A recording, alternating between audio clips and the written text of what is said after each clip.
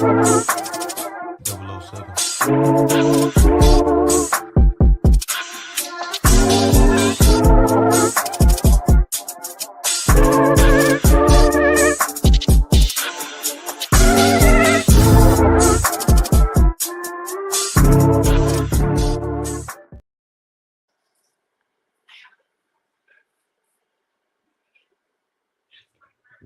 up, everybody? Happy New Year.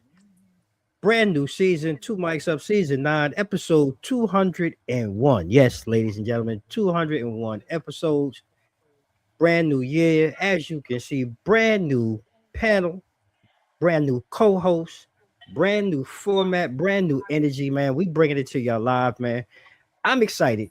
I don't know about you, but I'm going to stop talking for a moment. I'm going to let our co-hosts, introduce themselves for some of you who may not, because I don't know how you're not familiar with these gentlemen, because one has been rocking for a minute, on the Tuesday Blitz, and one has been here before. He's a familiar face and family. So without further ado, to my right, I'm going to start up top. Hey, Osage, man, introduce yourself to everybody, man, and let us know how you feeling tonight. I wasn't trying to be in the hot seat first, but hey, we'll do it. Hey, good evening, good evening. How we feeling? What's going on? How you doing? How you feeling? Of course, my name is Big A Sam Adams. I've been here for a couple of years now, rocking with y'all every Tuesday with the most illustrious host, Mr. Dame NYC on Two Mics Up. It's always an honor to be here. Always an honor to rock it here with you. And now we got my boy Cliff in the mix too. We're about to get it on the pop. Yes, right, sir. Well, yes, sir. What's going on, world? Is your boy Clifton Durham, TD3 Insurance Agency and Associates owner, entrepreneur. All right, if you want to call it. I'm here with my guys. This is family, right? I've been attached with Two Mics Up since the birth, right? Since the birth of it, and I've been asking, when can I get my Ryan Clark, my Marcus Spears? When can I get my audition? When can I get my time? And I'm very grateful that my brother Sam is family. I moved to Virginia 17 years ago. I moved to Virginia, and every cousin's house I went to, Sam was there. So I said, this gotta be family. This must be family, and we just clicked, man. And that's my guy. That's absolutely family. You know what I mean? And just good to be with my boys. That's all. Here to have fun. Man. Yeah, I love it, man. Like I say, it's definitely all family, all love here. I see some people coming in, man. Drop us a comment, man. Let us know where you are, where you're watching us from. We're glad to have you here. Like I said at the top of the show, it's 2026, man. And every new year, I think we all start out with some type of New Year's resolution, some type of change or whatever. And I'm going to start there. And while Sam is getting himself together and the gremlins and all that, Cliff, I want to start with you, bro. Like, as we move into 2026, like what would you say is your New Year's resolution? Or what positive change do you look forward to making as we move into 2026? Well, let me tell you something. I'm gonna keep it a buck with you, right? And that's why I love this show. I'm gonna keep it a buck with you. Some years ago, I used to do the whole New Year's resolution thing, right? I'm gonna exercise. I'm gonna lose weight. I'm gonna get healthier and all that. And it just wasn't. I couldn't get consistent on it, right? So I kind of stayed away from the resolutions and just make action plans and goals. So my goal and my plan for 2026 is to improve, right? Improve year over year. You know how in business you want to have a 25% growth year over year. Well, I want Clifton Durham to have a 25% growth year over year. What I did last year, how can I improve from last year, right? I also want to expand, right? I've been listening to some things on expanding. Okay, you expand Clifton Durham as personally, expand me business wise, right? You expand yourself. That means you're going to grow. You're going to outfit some things, right? Could be some clothes. It could be some people, right? But you're going to grow to a whole new level. So that's what I'm a focus on for 2026. I love that, man, and that really fits into my mantra and my motive. But I'm going to hang back on that one. But I love that energy and that thought because it is about growth. It is about elevation. Both personally and in business. And Sarge, you've transitioned too from being in the military, Yeah, and you're still working in that and in a capacity of that. But I'm curious to know from your standpoint, because you got a vast career, you had a vast career, 25 plus years, and I thank you for your service. But for you, where you are right now in this stage in your life, for right. 2026, what change or what positives are you going to make for yourself? Well, I mean, you said it. 25 years in the service, I ain't no spring chicken anymore. You know what I'm saying? So, them days of me wilding out and everything, you had to taper down on that stuff a little bit. So, I think Right. for 2025, just getting more serious and self care. You know, Mm, um, especially with some of you look at I look at some of my friends and that were in the same bracket, and some of them aren't here anymore. So with Mm. that being said, like, taking care of your body, taking care of your health, acknowledging when you're hurt or when you're sick. These are things that, we have to take in consideration more. So yeah, that's I one of the love things that. that I plan on focusing on for 2026. Normally I would say, because I want to say we had this segment last year, and I said, the big thing with resolutions is I don't make any resolutions too. So I'm kind of like Okay. Cliff as well too. So I'm in that boat, but I'm just trying to take it easy and continue the self-development in the space that I'm in right now. Is less stress, but I still get to teach what I've learned from my service, especially with recruiting. Um, and then that's about it. Just be here for my friends and family. Start seeing people more too. Oh, I think, yeah.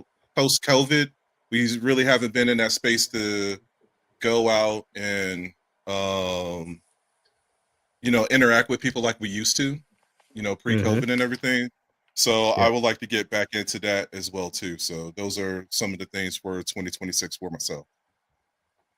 Okay. I think those things are great. And I want to say thank you for all the comments. I don't know about a laser or a lizard, but I want to say what's up to V and Yeah. everybody else joining in, man. What's Keep the going on, comments V? coming.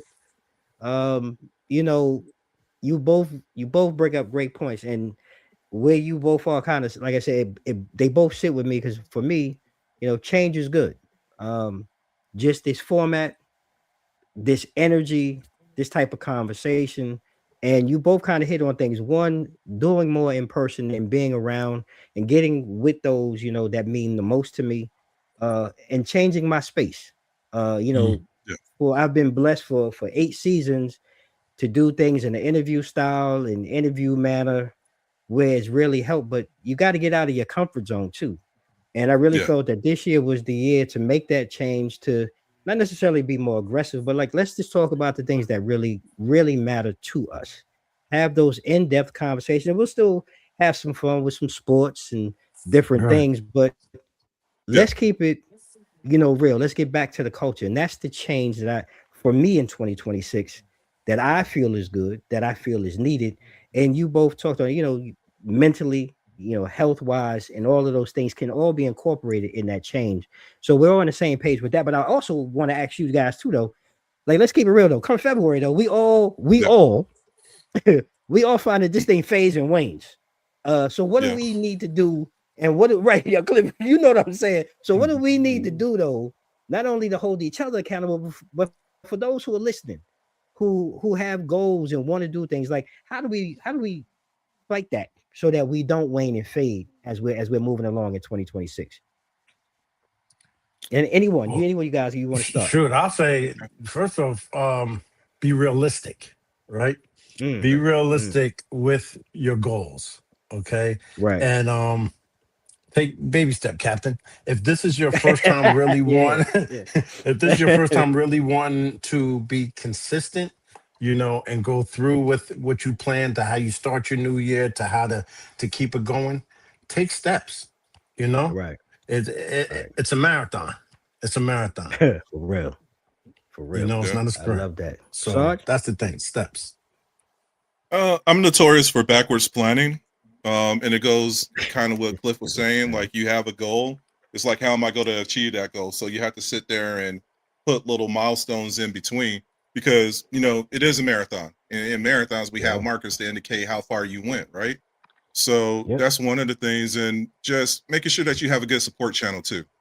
As much as we have folks that come over there and people that hate on us and don't want us to succeed, but we do have folks that support us, all the time. So, it doesn't hurt to lean on them, especially, even if your goals don't correlate with each other, it's just good to have somebody in that corner. So if you are feeling sluggish or you are feeling down, like, you can still sit there and be able to, give them a phone call, get that pep talk to get you back on that, on that grind again and everything. So I think that's critical too, because we move in silent, but everyone has a supporting cast, to get us through what we need to. Man, ain't that the truth? What's happening, Duck? What's good, man? What's going on, What's Duck? happening? Glad you're here, man. Good to see you as always. And I'm gonna piggyback, because I think you guys kind of said it. It really gave me something to add to it. Put in it. Milestones. And Cliff, like what you said, taking baby steps. You really have to add these things to your arsenal, especially when you're dealing with challenges.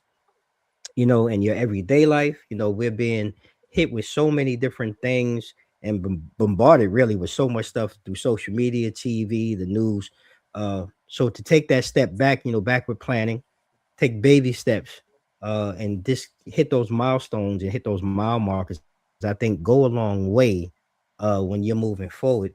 And it makes me want to transition really into when we look at the entertainment field, talking about milestones. And happy new year to you, brother. Glad to have you Happy New here with Year. us Happy New as Year, always. Duck. And I want to transition because one of the things that we had talked about was hip hop, entertainment last year, and really how the for the first time, and we really, and it's wild when you really think about it. Not too long ago, we were just celebrating 50 years of hip hop, right? Grand celebration and things of that nature. But this is the first time ever that there's been no hip hop artist to make the Billboard Top 100. And I'm curious again. I really want to hear from you guys, and even from in the audience, like like what does that mean for the current state of hip hop, and what does that really mean, for hip hop moving forward? Are we going to see another 50 years, of hip hop? Because it seems like the greatness and the luster just kind of fell off the roadmap last year. And Sarge, I'll start with you. All right. Hey, look, I'll take this. This is easy. Well, one, will there be another 50 years of hip hop? The answer to me is yes.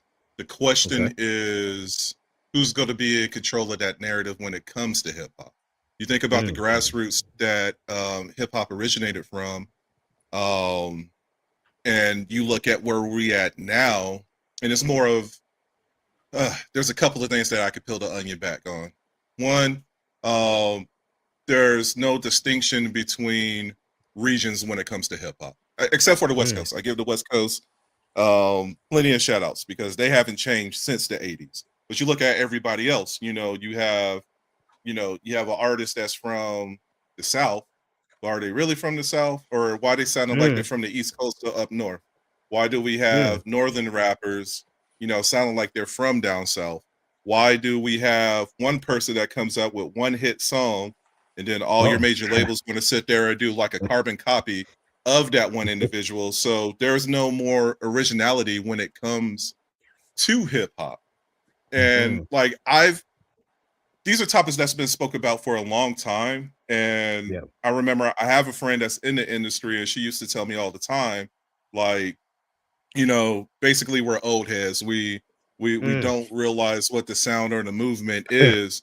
But like it's kind of challenging to relate to that when everyone, like, how can I get this buy-in when there's a Lil Fizz, Lil Trippy Red, Little Busy Red, YMB, you know what I'm saying? There's like 15 YMBs with some type of alternative to it, but everything sounds the same, and then when we do have those hidden gems, i.e., like the Clips coming out with their album last year, like they don't get the credit and the recognition that they deserve.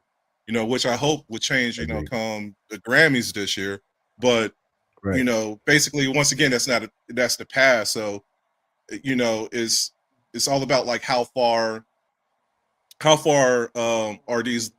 Why aren't labels afraid to step outside the grain? Now I know that it's a money grab, at the end of the day, but you leaving a lot of artists, back in the wind and everything, which is a disservice to them.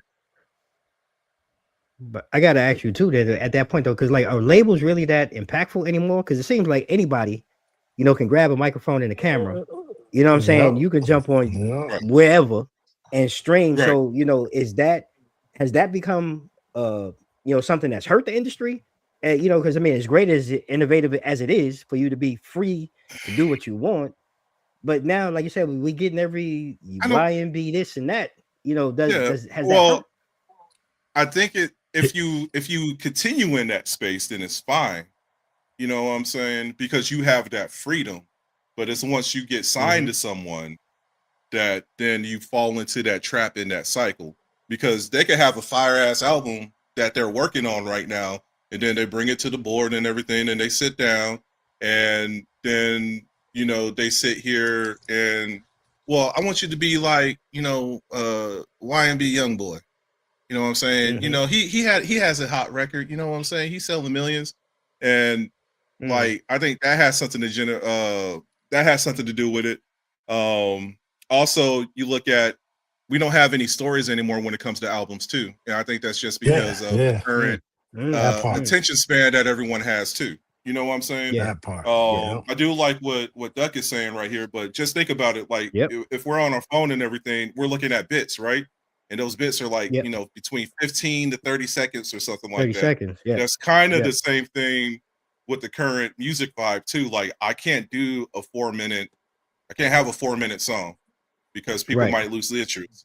So let me go ahead and create this 2-minute and 15-second song with like 80% of it being the hook and maybe have like one verse in there. So it's all about like how I can grasp you right now. And they made it a little easy, right? Yeah. They made it back in the day when we was younger, say we wanted to get on. You couldn't tell me when I was younger, when I was in Hagerstown, Maryland, I wasn't gonna be a rapper or a singer. I was gonna be something, right? But at that time, you had to audition in front of labels. You had to drive somewhere far to try to get on. And when you got on, it was like it was rare. It's like getting drafted into the league somewhere, right? You don't really, a label will help, but you don't really need a label now. All I need is my computer, my phone, some clicks, some views, get close to 500,000 to 1 million views, and I'm good. What do I need the label for? So so like I like even with Duck saying like Tyler the Creator was always a great artist, but because of who he was, a lot of people don't want to give him a chance, and that's definitely a perspective. I think from sometimes where you're from, what you vibe to, what you don't vibe to, and not really understanding creativity and the art behind it. I do think some get lopped off or put to the side. But Cliff, you just mentioned something like to me that makes me want to ask though, because it's like the industry chases trends, right? And by the industry chasing these trends though, did the industry really stop supporting the artistry? Because like you said back in the day, you had to go really perform for a label to get on. But like now, does it seem like that has stopped where like you're not really supporting the artistry, you're really looking for a trend, a one-hit wonder? And is that why we're kind of in the flux or the state of hip-hop that we're in now, where like I said, seems like it's on a decline after 50 years of peak? Now we're like it's well on this backslide. Well, let me ask y'all a question. Let me ask y'all one question. What rappers out there, hip hop or R&B, you could say they are ahead of their time? Remember back in the day when Lauryn Hill was out, Nas was out? Yeah. You would say, yo, they're ahead of their time. Big was ahead of his time because they still rocking now. You put a big album on now, you're going to feel it. Who's out now that you're going to say, listen, they're ahead of their time? So 20 years from now. I gotta agree with Sam. Like he said, like just what the clips have done, in this most The recent clips. piece of Yeah. work, right? Like Yeah. to me, that's something that I had to stand up and really listen to. Because like when I first heard it, I But was the like, wait clips a is minute, not man. new. Again, not to put they're not, but to me, I think they were always boxed, kind of like a Tyler the Creator type thing. I think they were boxed, but like now, like really, Yeah. the way that they came out swinging and banging, like I really had to pay attention to them now and really listen, and then go back because I went back and started listening to some of their older work, and I was like, yo, damn, they kind of been getting down like this for a minute. But again, though, Been I think doing they it. were just boxed. You know what I'm saying? They've Right. been doing it, but I think they were Well, boxing again. Though, is that an industry thing, or is that it just is an us? industry thing. No, Okay. it's an Mhm. industry. Well, and on top of that, it does have something to do with us because it's us trying to take care of us, which we're not doing that either Mm, because that's why you okay. have a lot of artists birthing these damn 360 deals and everything too. Hmm. And then they tend to crash and burn. And I was just thinking about what you said right there, Cliff, because you know, even when you think about hip hop and R&B, where samples come in, from the jazz doo wop era, maybe a little rock and roll and everything. And even in Hmm. present time, like they're trying to do that. Perfect example. And this is no shade. So if there are any Stallion fans out there, I'm sorry. But once again, It's okay. these are my views, and I'm gonna sit here and Right. express them. She did a remix to Total Kissing You, right? Sure did. Sure Um, did. Yep. and to me, my wife loves it. God bless her. It is what it is. I'm with you. The song is Say it. trash. I'm with you. You know what I'm I'm saying? with you. The I'm song with you. is garbage because I'm you with think you. about the lyrics from the total version of it and where it's Hmm. at. And Megan says something like, "If you love your man, bust it down for your baby" or some shit like that. And I'm like, what the What? Wait a hey, minute. how we hey, it's like Wait. how we go from you're my pride and joy, you're my baby boy, Baby boy. Right. to if you love your man, bust it down for your baby. And I was just like, you Yeah. listen, Wow. and it's another track out there too, but because of how cadences are nowadays, and don't get me wrong, like I used to be, back in my heydays, I was a Hmm. songwriter, I was a performer, I went down to Jive Records a couple of times. I ran the Chitlin circuit a little bit down there in Texas and everything, so I know about going on the stage, performing, working in the studio. Like it was a true grind, you know. Right. Um, and I just think like it is easy now because everything is with a click of a key. We have AI Yeah. generated artists now.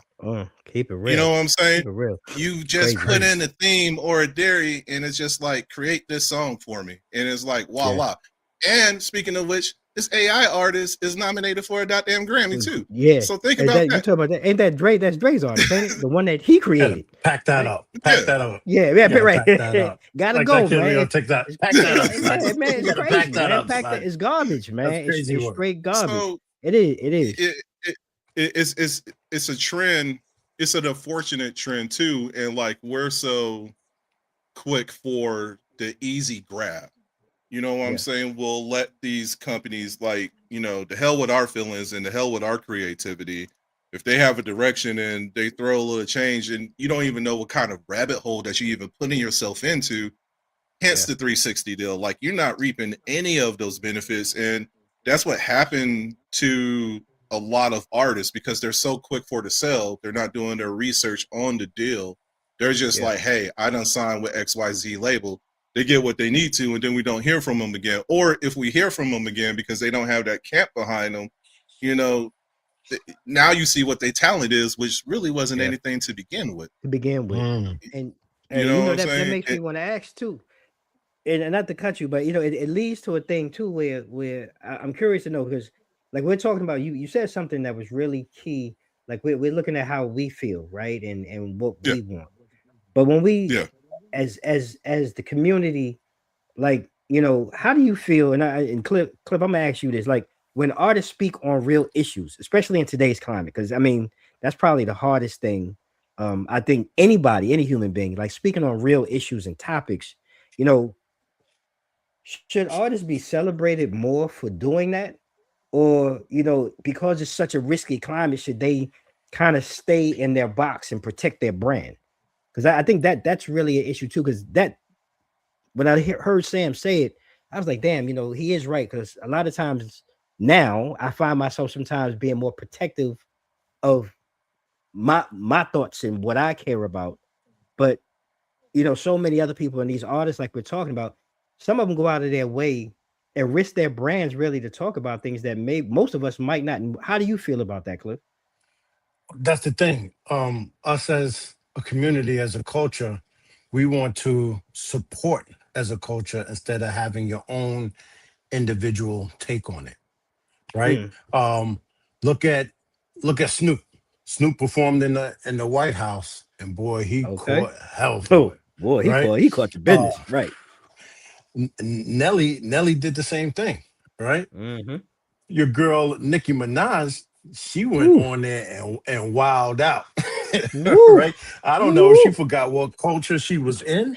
I don't know, but Right. Yeah. the next day it was like, oh, Nicki Minaj lost 10 million followers Yeah. just Yeah. because of 20 minutes of showtime that she performed Yeah. on the show, giving her views. Right. Was Right. that I mean, everybody should have their own different. Everybody has their own different opinion. If she said the right thing, she said the wrong thing, but they don't expect you to talk about a view that you feel from your heart or from your research. They want you to Mm, talk that supports the culture. So now you're mm, on that platform. What are you going to do? Right? Are you right. going to talk to support the culture, or you want to keep it a buck on how you feel? Right? Because Mm, everybody's not going to mm, feel or think the same. But when you're on mm-hmm. that plateau, it's like you no longer have your own freedom to say or feel how you want to feel. You are now, Mm, in a way, you're kind of controlled. Like in insurance mm, world, when you work for a company that you can't sell other products from other companies, you can't do how you feel. They call it captive, right? So mm, now, mm, if you're a hip hop star, if you're a star, period, and you on the show, you're kind of captive because can I say what I really feel? What's going to happen? Am I mm, going to wake up and mm, lose 10 million followers? You know what I right. mean? And Right. I don't know what that equals to up in money. But if you lose 10 million followers and just say that's $10 million, a brother like me, I'm sick right now. you know, I'm sick. So it's what do you do? You know? Right. Nah, Oh that's man. real. But what you say, Sam? Because I'm the same way. Like, I know even doing Well, this, man. Two mics of protecting your brand and all of that. But there has to right. be some realness and authenticity and what it is that you're presenting, what you're talking about. Uh, and I do understand the side of being safe, but like, is a person really wrong though for sharing and expressing their thoughts, even if they're different than yours and you don't agree with? No, I mean, by all means, I've been in a culture that everybody has different point of views, come from various Mm-hmm. backgrounds, Mm-hmm. and just as long as we get the job done, then it is what it is at that point. Right. Um, but with that being said, I will say two things. One, don't never forget the people who got you to where you are, and Mm, then okay. Facts. the second thing is it will be one thing if Snoop, Nicki, Nelly, like if they stood on that type of business from the get-go. But a Mm, couple of years ago, Snoop was cussing out Trump in a tirade on IG or something like that, Mm, going off about mm, him, complaining or not complaining, but chastising people who voted for Trump the previous mm-hmm. election. And now Mm-hmm. look where we at. And I just blame Mm, that on the tax bracket that he's done got himself in, because once he signed that deal with NBC, he done start making the whole his money was a little bit longer. his money looks different. Yeah. And if we look at the current, like when you look at how taxes are set up and everything, they are for the wealthy if you have more zeros than the commoners and everything. Mm-hmm.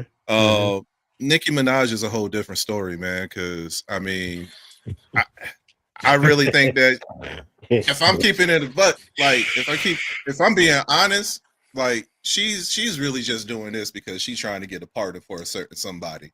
I ain't gonna say them Okay. names, but he mm, had to get Okay. registered in Yeah, two different states. that whole That's all situation that spoke is. loud and clear to me. I Yeah, I agree with you. I yeah. agree with you. That That's all that Right. is right there. And if anybody know Yeah. anything different, if you're in the chat, please go ahead and reach out to us and let us know. But there's a Please. motive behind that.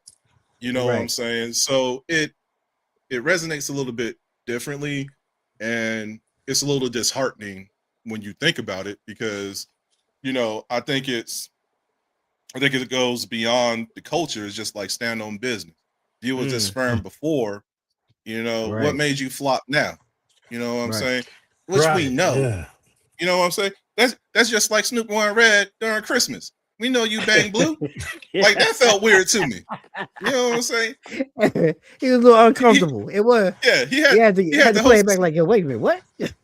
Hey, look, he had all of Oakland like or Compton or whatever, like you need to come see us. Like Yeah. but once again you start making The that real money, talk. you do these changes and things. Of course they see things in a different lens, but you had those who Right. was rocking with them for so long, like it hurts because Right. you think that like he's supporting us. They're Yeah. supporting the common folks. You know, Nikki came over there and just did away with a whole community that was based off of Okay. her whole hip hop career.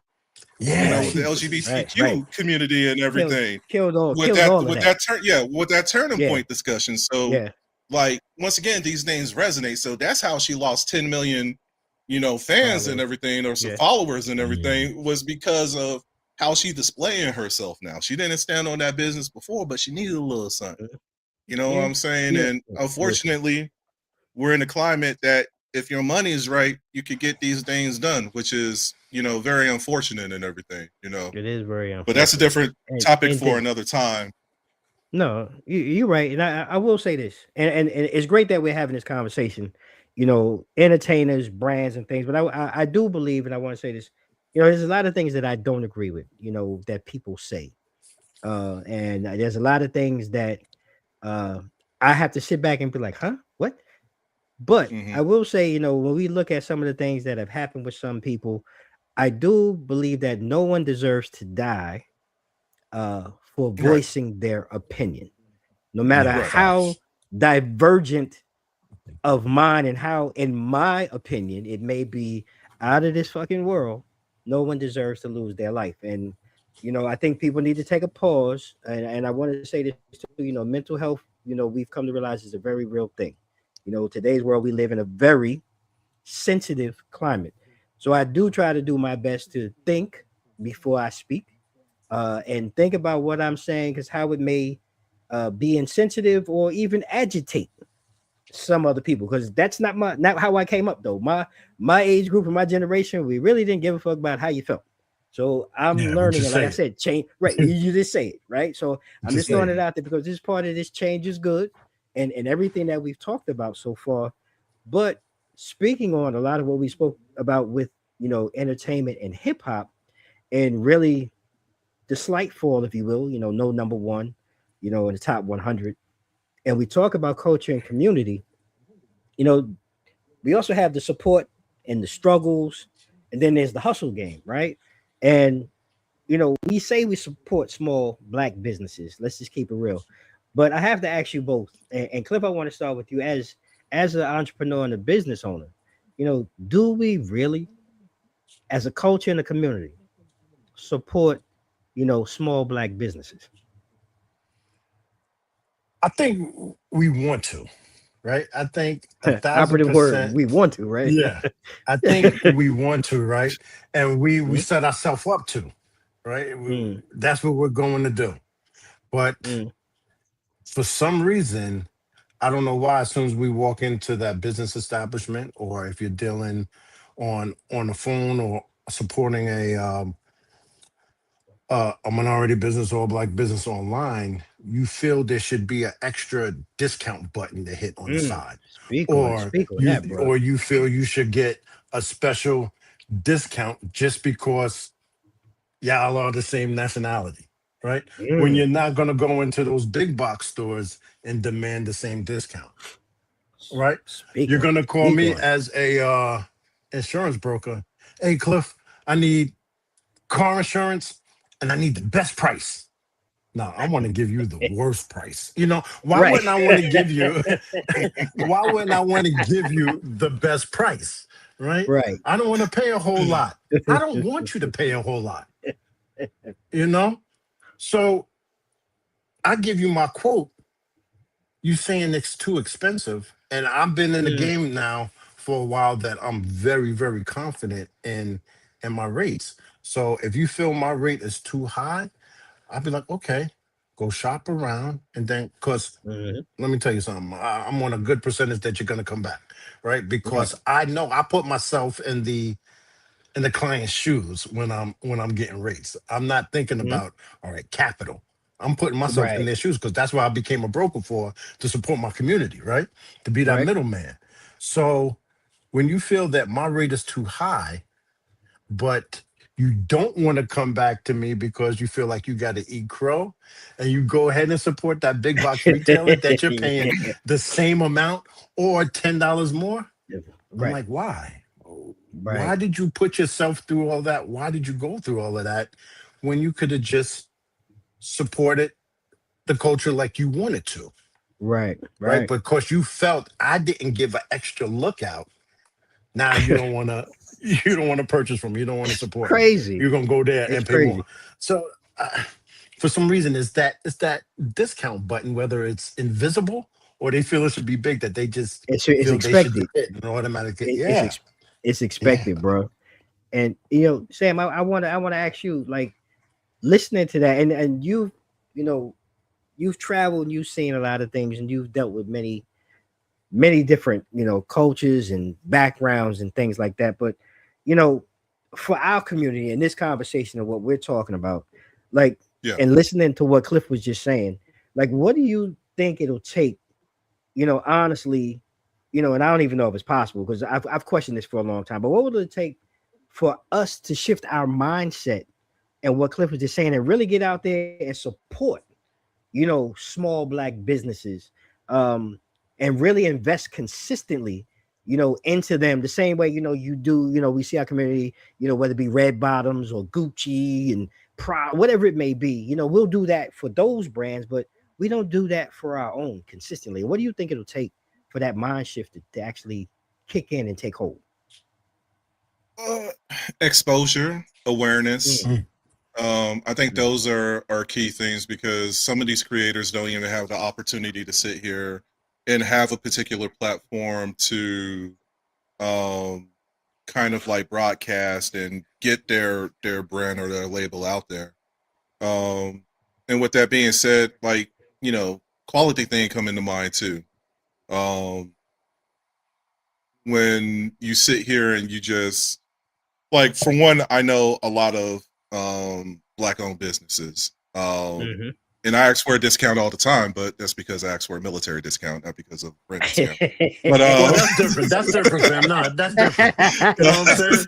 That's I just had different. I just Absolutely. had to I I just respect had it. to throw that in there. Maybe I should put a Um, disclaimer. This does not yeah, pertain no, to no, no, no, my no, military no. But people at all. You're no, absolutely right. I think. But with that being said, like I think quality is I just have to throw that out there. But I think quality is quality. So Right. like so many people are. Some people want to be a self starter and get into this business, but they got to do the research on their own too to make Right. sure that they could compete against the Red Bottoms and Hmm. the Gucci and a lot of these brand labels. I think that's some of the problems. Is like we sit here and I slap a sketch on a damn T-shirt, and now all of a sudden I want $40 for this tee, but I don't know who the hell. Right. I don't know who you are. You know what I'm Right. saying? I'm looking at the back, and it got Hanes on the back of it or something like that. So, and it's no knock. It's no knock if you're trying to come up that way, because by all means you got to get your bread however you How you can. have to get it? But Yeah. at the same time, you got to evolve with it too. Feel Right. that quality, feel that thread count. If I toss this in the wash, is it going to shrink on me, or is the lettering going to peel off or something like that? So Right. make sure that you invest as much in that brand as you want people to invest. Coming out their wallets, to donate Hmm. to the cause. Right. Um, I do my due diligence when it comes to, because like I said, I know a lot of small brands, so I do my due diligence when I see them. I support them. You know what I'm Hmm. saying? Because you know I like you said, to be an injustice if I go to Target or Wally World and I spend the same money, or if I Right. go to Tyson's Right. Corner or something like that and spend that same money, but I'm not giving back to my own community.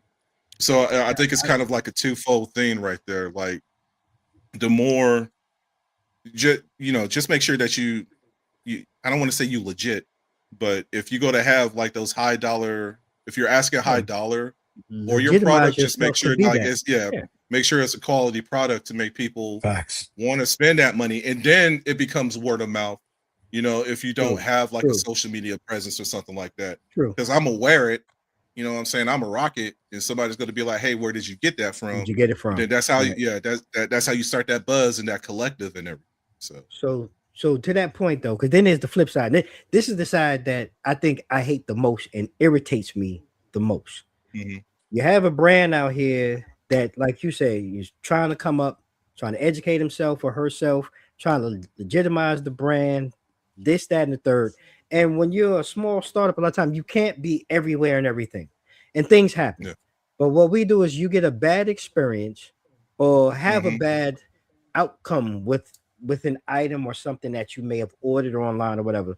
The first thing we do, and I think, and this irritates me across the board. Yeah, you know where the hell I'm going, right?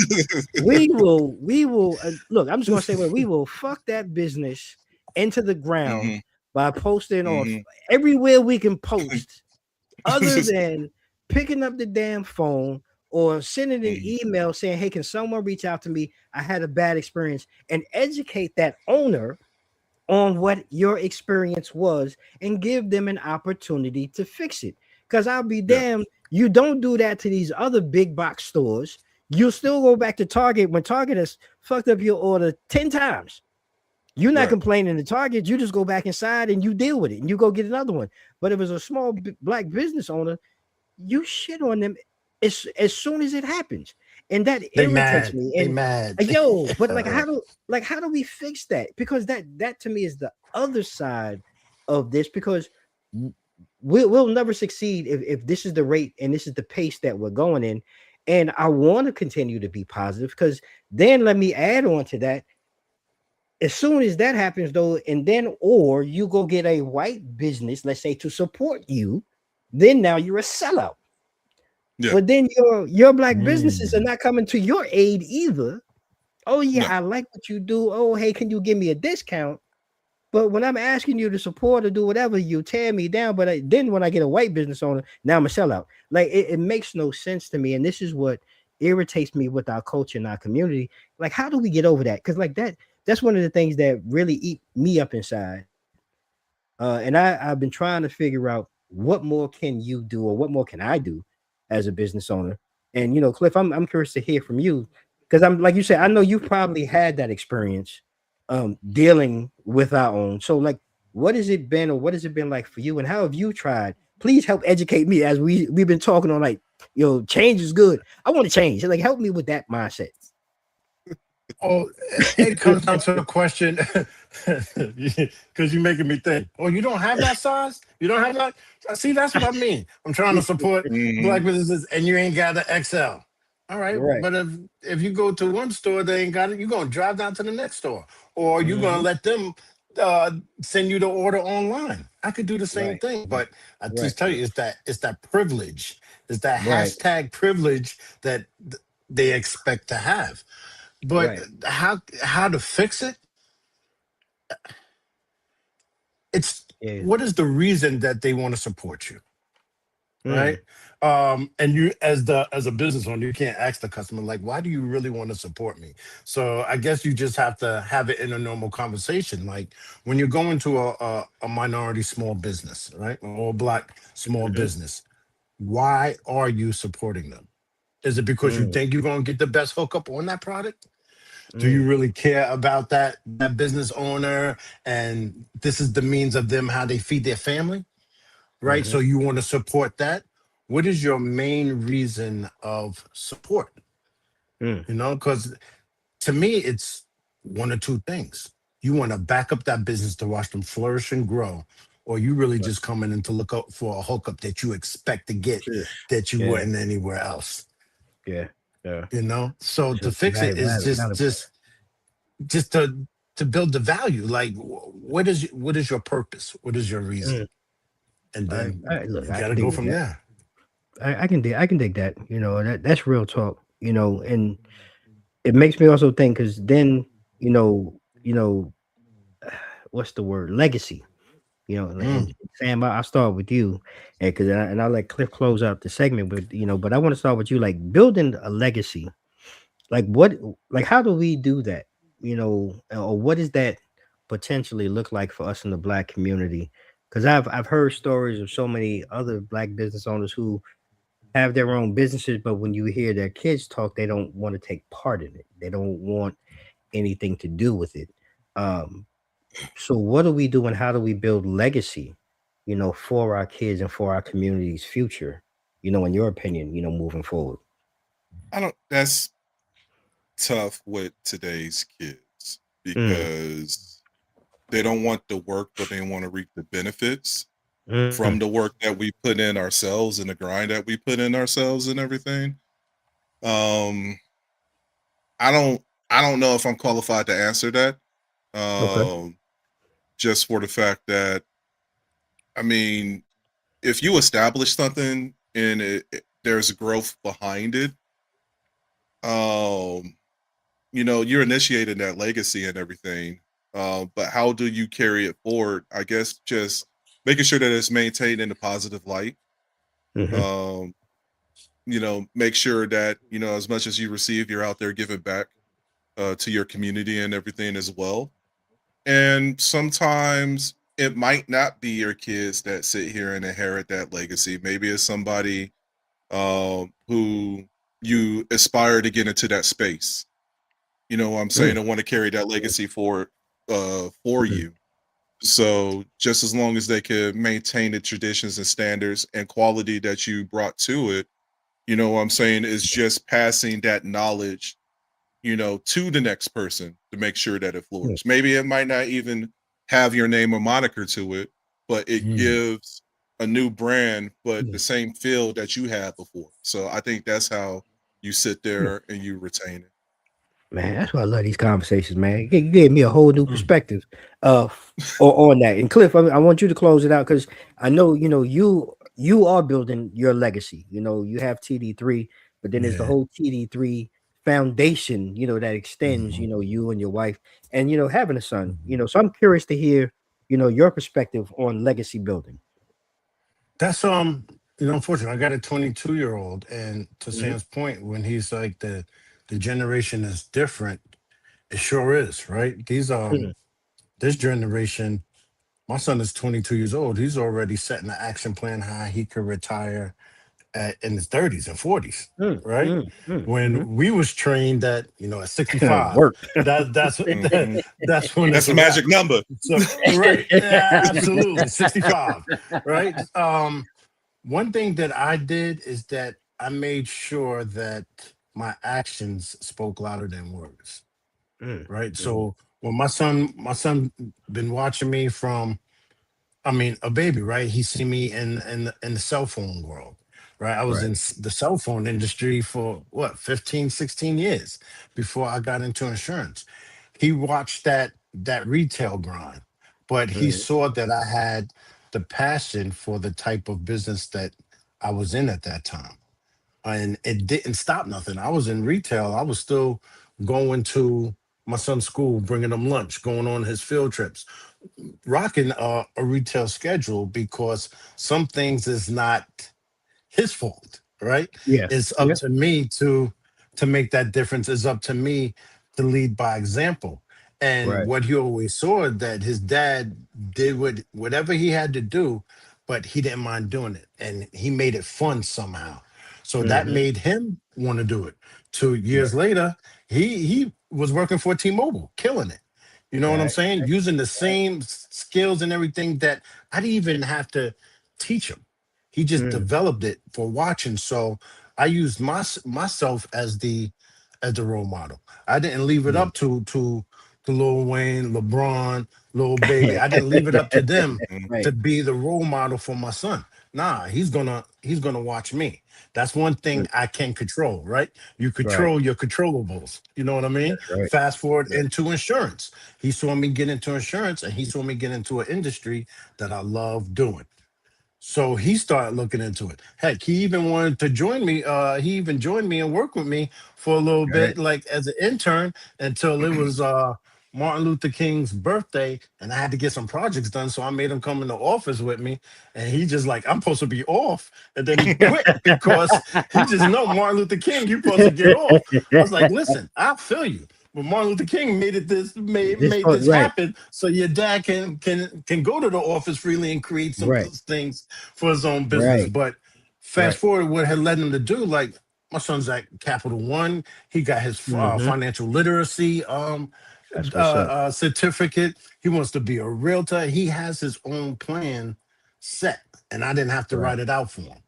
But Love Yeah. that. from him watching me for over the years, that's what did it. So that's the only thing that I can, suggest to Mm-hmm. other fathers, mothers is that you take control of being that person for your children to follow, because they're gonna look to I love that. somebody, Right. right? Look, like They're look they're at the end of, gonna like you look to said, somebody. be the example. Be that actual example. This is real That's life, something that they see every, not even something. This is what they see every day, all day. So be that example. And I love that, man. And I appreciate you, Devin, because I got all new perspectives on and just listening to both of you is a great way to close out that segment. And while we transition, ladies and gentlemen, I'm gonna tell you what, for those of you watching, thank you for watching. Make sure you go ahead and you hit that like and subscribe button, and follow us and share two mics up with everyone else, man. We really appreciate you. But now we're gonna get into a little sports. We're gonna cover the entertainment and the community and the culture. We're gonna go ahead and jump in to a little more sports feel. And what up? I can't see Antoine. your name. What's happening, It's bruh? My Antoine. man What's AJ, going man. on? Yeah, My uh appreciate you, my fam. Appreciate Hey, you. look, same thing, Swan. I appreciate you. Hey, man, I want to apologize to you, bro. I showed up a day early, on the wrong day to get my joint taken care of, and you still took care of me. That's my stylist, my barber. That's my man. I appreciate you, Twan. Thanks for joining us, bro. Hey, look, Uh, wait, time out. Before y'all sit here and y'all over here showing y'all hairlines and shit. I'm not. hey, look. Hey, no disrespect, bro. Wait, hold on. Hey. It is disrespect. You know what I'm saying? I got Cliff over here, like filling himself out and everything. I ain't taking my hat off. Screw you guys. I'm not taking my hat off. No disrespect, bro. No disrespect No, at all. I'm offended. Hey, so, AJ, I'm offended for hey. you for giving them these illustrious haircuts. There, I said it. Got it off my chest. Keep it moving. Look, I ain't gonna lie. Antoine been my man. Yo, I've been down here 20 Oh plus man. years, man. Been going to this brother. I done followed this brother everywhere he went. I mean, the brother even let me come to his house, to get. I appreciate this brother, man. He a real guy. And I'm Yeah. gonna do something that I wouldn't normally do to him, but since my Giants ain't got shit to do with nothing, go Eagles, man. You guys are still fighting, man. Philly, stand up. I appreciate y'all. We gonna get into that in a minute. You know what I'm saying? Yeah, looking good. Yeah, I appreciate you. Yeah, I Hey, couldn't do look, this without you. you ain't gotta gas me up, AJ. It's all right. You said hat or not. You ain't gotta gas me up. I'm still offended. It's all Antoine, good. I got love for you. My brother Dame, he got a lot of love for you. I got love for you too. I'm Hey, never gonna say go Eagles. hey, Not look, after you man. took it. That Hey, was blasphemy. Hey, you got other Giant fans in your chat too, and you yeah, just it's said that. okay. Hey, I know. And Okay. look, I'm built for the smoke. That's the love I he know what got for his Okay. barber. I, You know what I'm saying? you know what I'm saying. I know. Look, Hey, priorities, look, bro. You understand what I'm I can love saying? my barber all I want. I ain't gonna sit here and rep another goddamn team, especially in my Man, to the division. Listen nah. here, listen here, listen here. You can rep Pee Wee football all you want until we get a grown man's football team. I can't even do the Jets. Fuck that. Man, Buffalo, go Nah. Buffalo. I'll take anybody right now, bro. Terrible. It's just terrible. That's funny, man. That is Yeah, funny. but it's real talk though, man. All in good jest, all in having fun. But let's transition to college football, man. We finally down to the final four, coming up. And it's been tough, man. And I think Sam and you and I talked about it. We got Miami taking on Ole Miss and Oregon taking on Mm-hmm. Indiana. And I think in the chat we were in, I said it, man. I think this year is about take the trend. I think the teams that were trendy this year are not, it's not the establishment, obviously at the teams that we're looking at outside of maybe Oregon. And it's been a while since Oregon has kind of been even in this conversation. Same goes for Miami, but they're trendy, and I'm curious to know from you guys, and I'll start with you, Sam. When Okay. you look at these two matchups, what are you expecting to see? Is there a power shift or a balance that you may see from one team to the other? And who are your two picks to make it to the finals? Ooh, that's a tough one. Well, first, I'm picking Indiana between Oregon and doggone Indiana for that side. Okay. Indiana is just nasty, both offensively and defensively. They're Mm-hmm. well tuned, well oiled, well coached, disciplined. So I ain't got no quarrels with them. When you look at the other side, it becomes a little bit more challenging, just Mm-hmm. because like Miami's on a roll right now. Like, don't get me What? wrong, Carson Beck done What? came in and Yeah. smacked it and flipped it, and like they are. We got Michael Irvin coked out of his mind on the sidelines, doing the downward dog and everything. You doing some explicit shit on that sideline, man. Let's be Okay. clear with that. Okay, He the hell did of a up drug. downs for 30 minutes. I saw that old Yeah. man do up downs for 30 minutes. I said, what is he Cocaine, doing? a hell of a drug, bro. Cocaine is a hell of a drug, man. I want to pick Ole Miss, but like Lane did Ole Miss dirty. Dirty. He did You it know dirty. what I'm saying? Yeah. He done came over here, hijacked this whole coaching team. I mean, I think they still got the running back coach and the offensive coordinator. And he got his there. bonus for them. He got his bonus while they won. And he's going to continue to get bonuses too. Bonuses, yep. You know what I'm saying? And that's the crazy part about it. Like the team is Ole Miss is on the cusp of making history because they haven't been this relevant and Lord knows how long. You know what I'm saying? Yep. But I think the way that Lane kind of like, exfilled his doggone coaching staff down there, that's kind of putting them in the bind. So I'm going to lean on the U very lightly, but I think it's going to be the U versus Indiana when it comes to that. I like that. For the championship game. The championship game. What say you, Cliff? Yes. What you leaning with? Yeah, definitely Indiana. I see Indiana taking the whole thing. I really do. Just for the way that they're playing. And I'm gonna go with Ole Miss. I understand all the term, everything that's going on right now. However, I got a lot of confidence in Chambers. I did. I did some research on him from when he was in D2 before he transferred to Ole Miss, and his confidence is on a high level. Right. I don't. He had no fear. Yeah. So that's what I'm around with. I want to see. It's going to be Ole Miss and Indiana. I like what both you say, and see, like I said in the chat, I'm with trends this year, and I'm looking for the trend. I'm looking for the U and Oregon to be in the final. I'm telling you, look, I'm following the trends this year. Tell me how you got to Oregon. You know what? Because nobody's talking about them, and when I say that, this year's about those teams. The U, when we looked at the playoffs, first of all, people were hooting and hollering about how Notre Dame didn't get in and Miami did. Right? Miami is showing you why they deserve to be in. Oregon is that team that for years they peaked, they valley, and this year was one of those years. I think this was one of the most balanced Oregon teams that I've seen on all three levels of play. They have so much energy, they're electric on both sides, but they're not being talked about. And I'm just going to be honest, because of Indiana. Indiana has, I don't care who you are, you tell me that you saw Indiana as the number one team. No, nobody. I did not. And And even last year, with the work that they've done and that they put in, I challenge anybody. And this is like a Cinderella story. It's great. It's great for college football. But I'm a transit. I'm just one of those guys.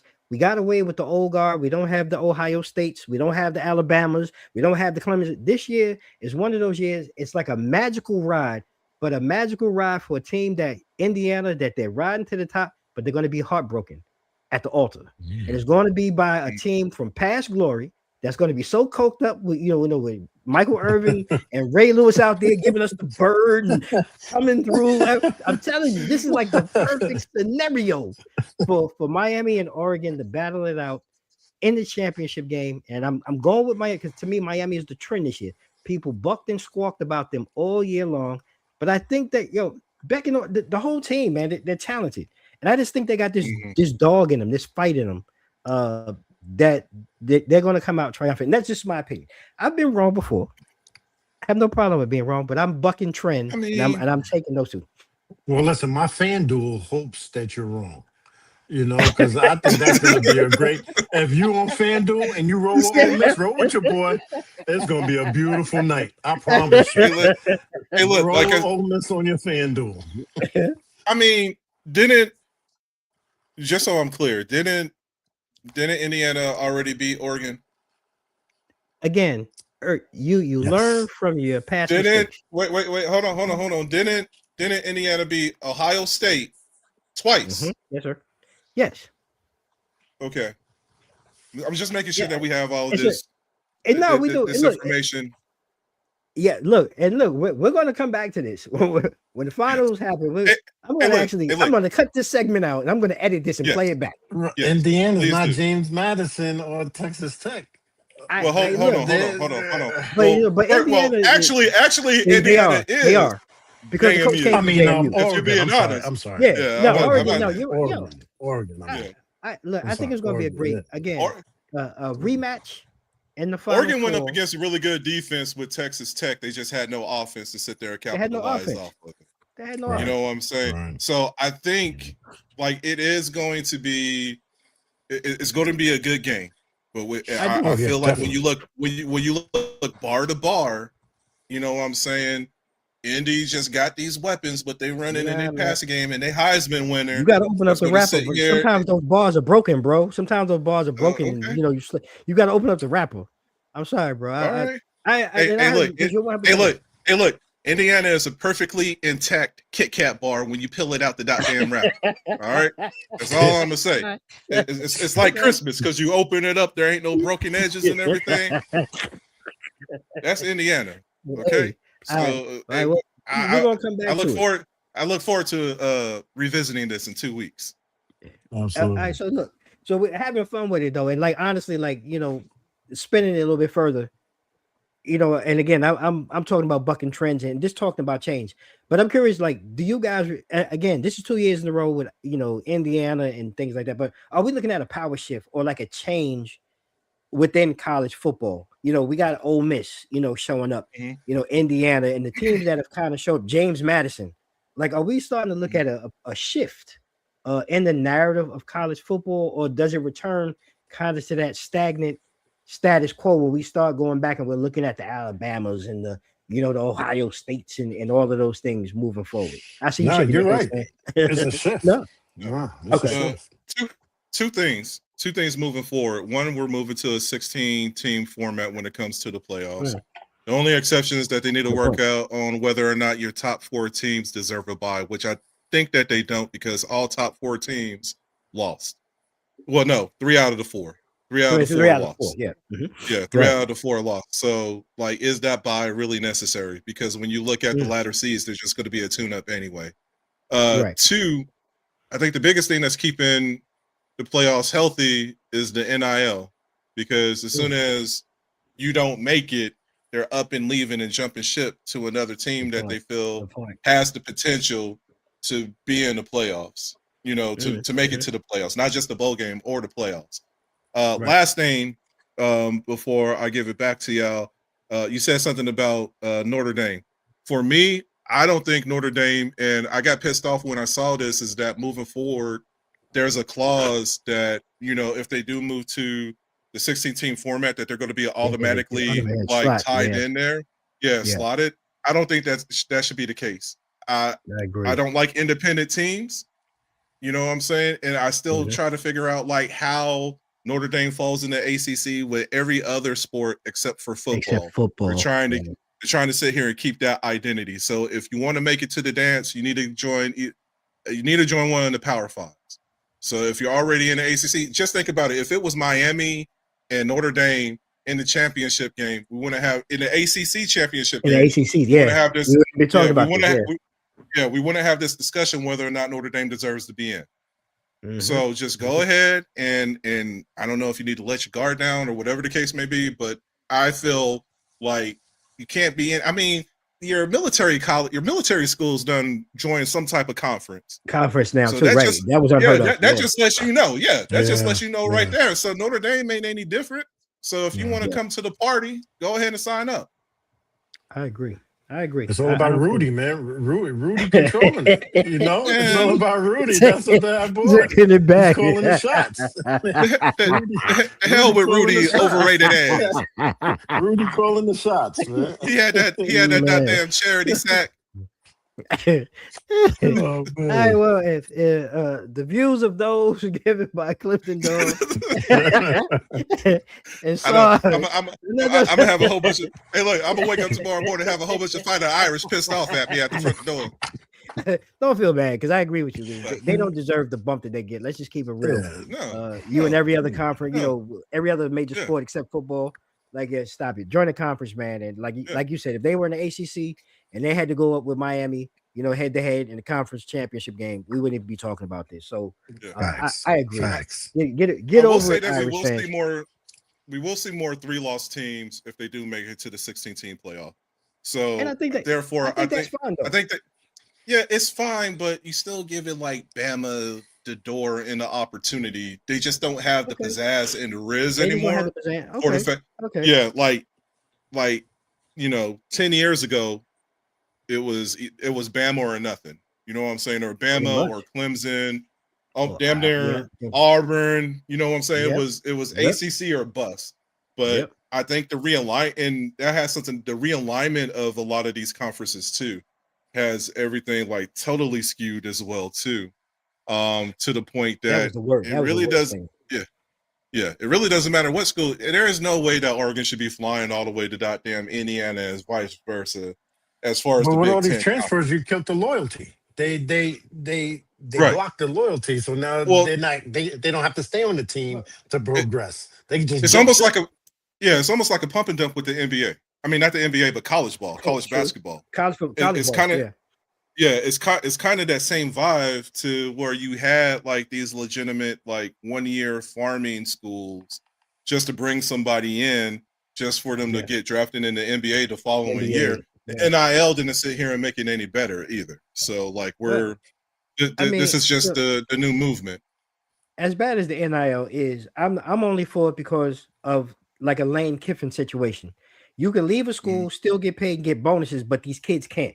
So like, and there needs to be a structure to all of this, but until they figure it out where if coaches leave, they shouldn't get paid, then I'm fine with taking away the NIL. But I don't feel that it's fair that a coach can get up and go and still get paid when these kids you've come to this kid's house and his parents and sold him a dream that you're going to be there for him for the next 4 years. And then you're going and he's stuck.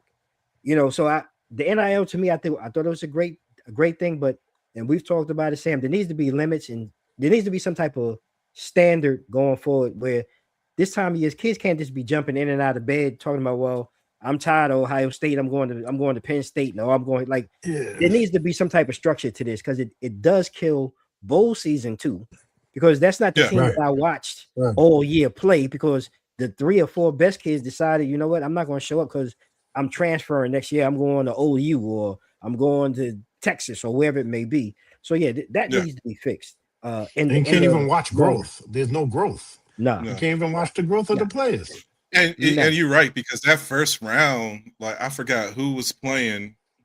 I forgot who played in the first round, but they talked about like 6 or 7 players that, you know, claimed for the transfer portal, and they weren't even playing. they weren't even playing in the semis and everything. And I'm like, how can you do your team dirt? That's something that should happen happen now. after. You know what I'm saying? Right. I mean, When I think season is over. yeah. Once we start moving into the semis or something like that shit should have started in like November, December time frame. Because I agree. when you have the semis to think about, like, you really doing your team an injustice and everything. Same thing with talking to coaches and everything. Like, yeah, I get it that the season is over, but you still have that second phase, which is your bowl games and your playoffs, that you need to consider too. So do we really want to sit here and disrupt the team? I'm surprised that Ole Miss has made it as far as they have, knowing that they lost their head coach and half the doggone staff. That's what I'm saying. Go with the trends, y'all. Go with the trends. That's the main reason why I said Chambers, his mental's on another level, just because of that. To block that out and to perform like this in Showtime. Well, look, I'm gonna pray for Cliff's FanDuel, but I'm telling y'all, stick with the trend. We gonna transition though, y'all. We gonna transition to the NFL, and playoffs are here. We gonna transition to the AFC. Looking at the AFC playoff picture, we have finally narrowed it down. With Denver getting the number 1 seed, we got the Patriots and the Chargers going head to head, Jacksonville and Buffalo, and Pittsburgh. They sealed the deal the other night. They did. And unbelievable, like really unbelievable. And I don't know if you guys saw, the breaking news before we got on. Harbaugh, my man, he got fired after 18 years of being in Baltimore.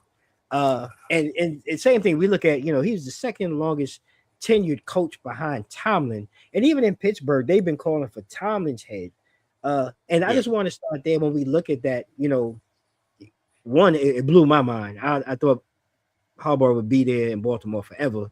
But like, again, this is like the industry and trends and everything. Everybody wants to win now, but you got a guy that's been bringing you to the playoffs and giving you a chance that, 15 other teams don't even get, consistently. And I know you haven't won, a ring in a while, but you're in the conversation almost every year.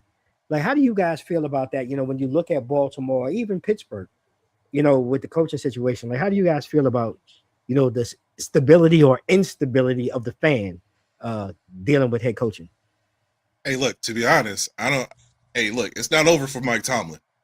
I'm just gonna say that with all due respect.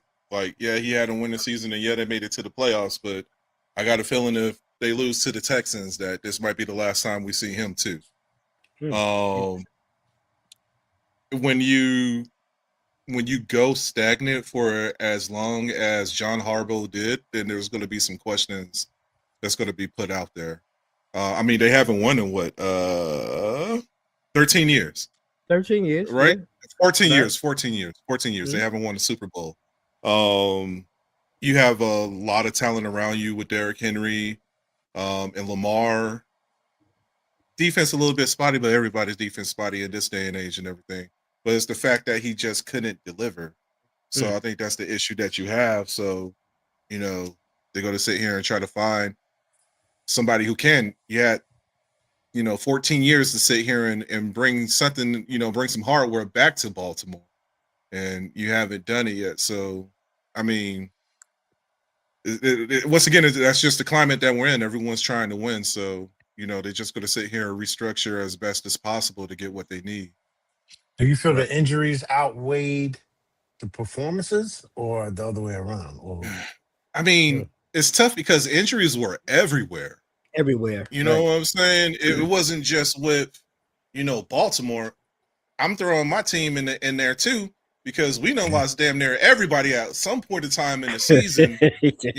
I don't even know how we're going to be looking doggone Saturday against Chicago again. But and maybe that's a discussion too. Like, what's going on with all the injuries and everything? Like, Green Bay, for instance, they done sat here and fired like 2 strength and conditioning coaches just because of the injuries that were plaguing the team for the past some odd years and everything. Since they won the Super Bowl back in like 2011, they've been dealing with the same thing, limping into the playoffs, getting injured. That's how Mike McCarthy lost his job, because he would always make it into the playoffs and might end up being the first round elimination and everything. So, probably looking at the front office, looking at John like, we done gave you all this talent, and you ain't doing anything with it. So it's time for you to kick rocks.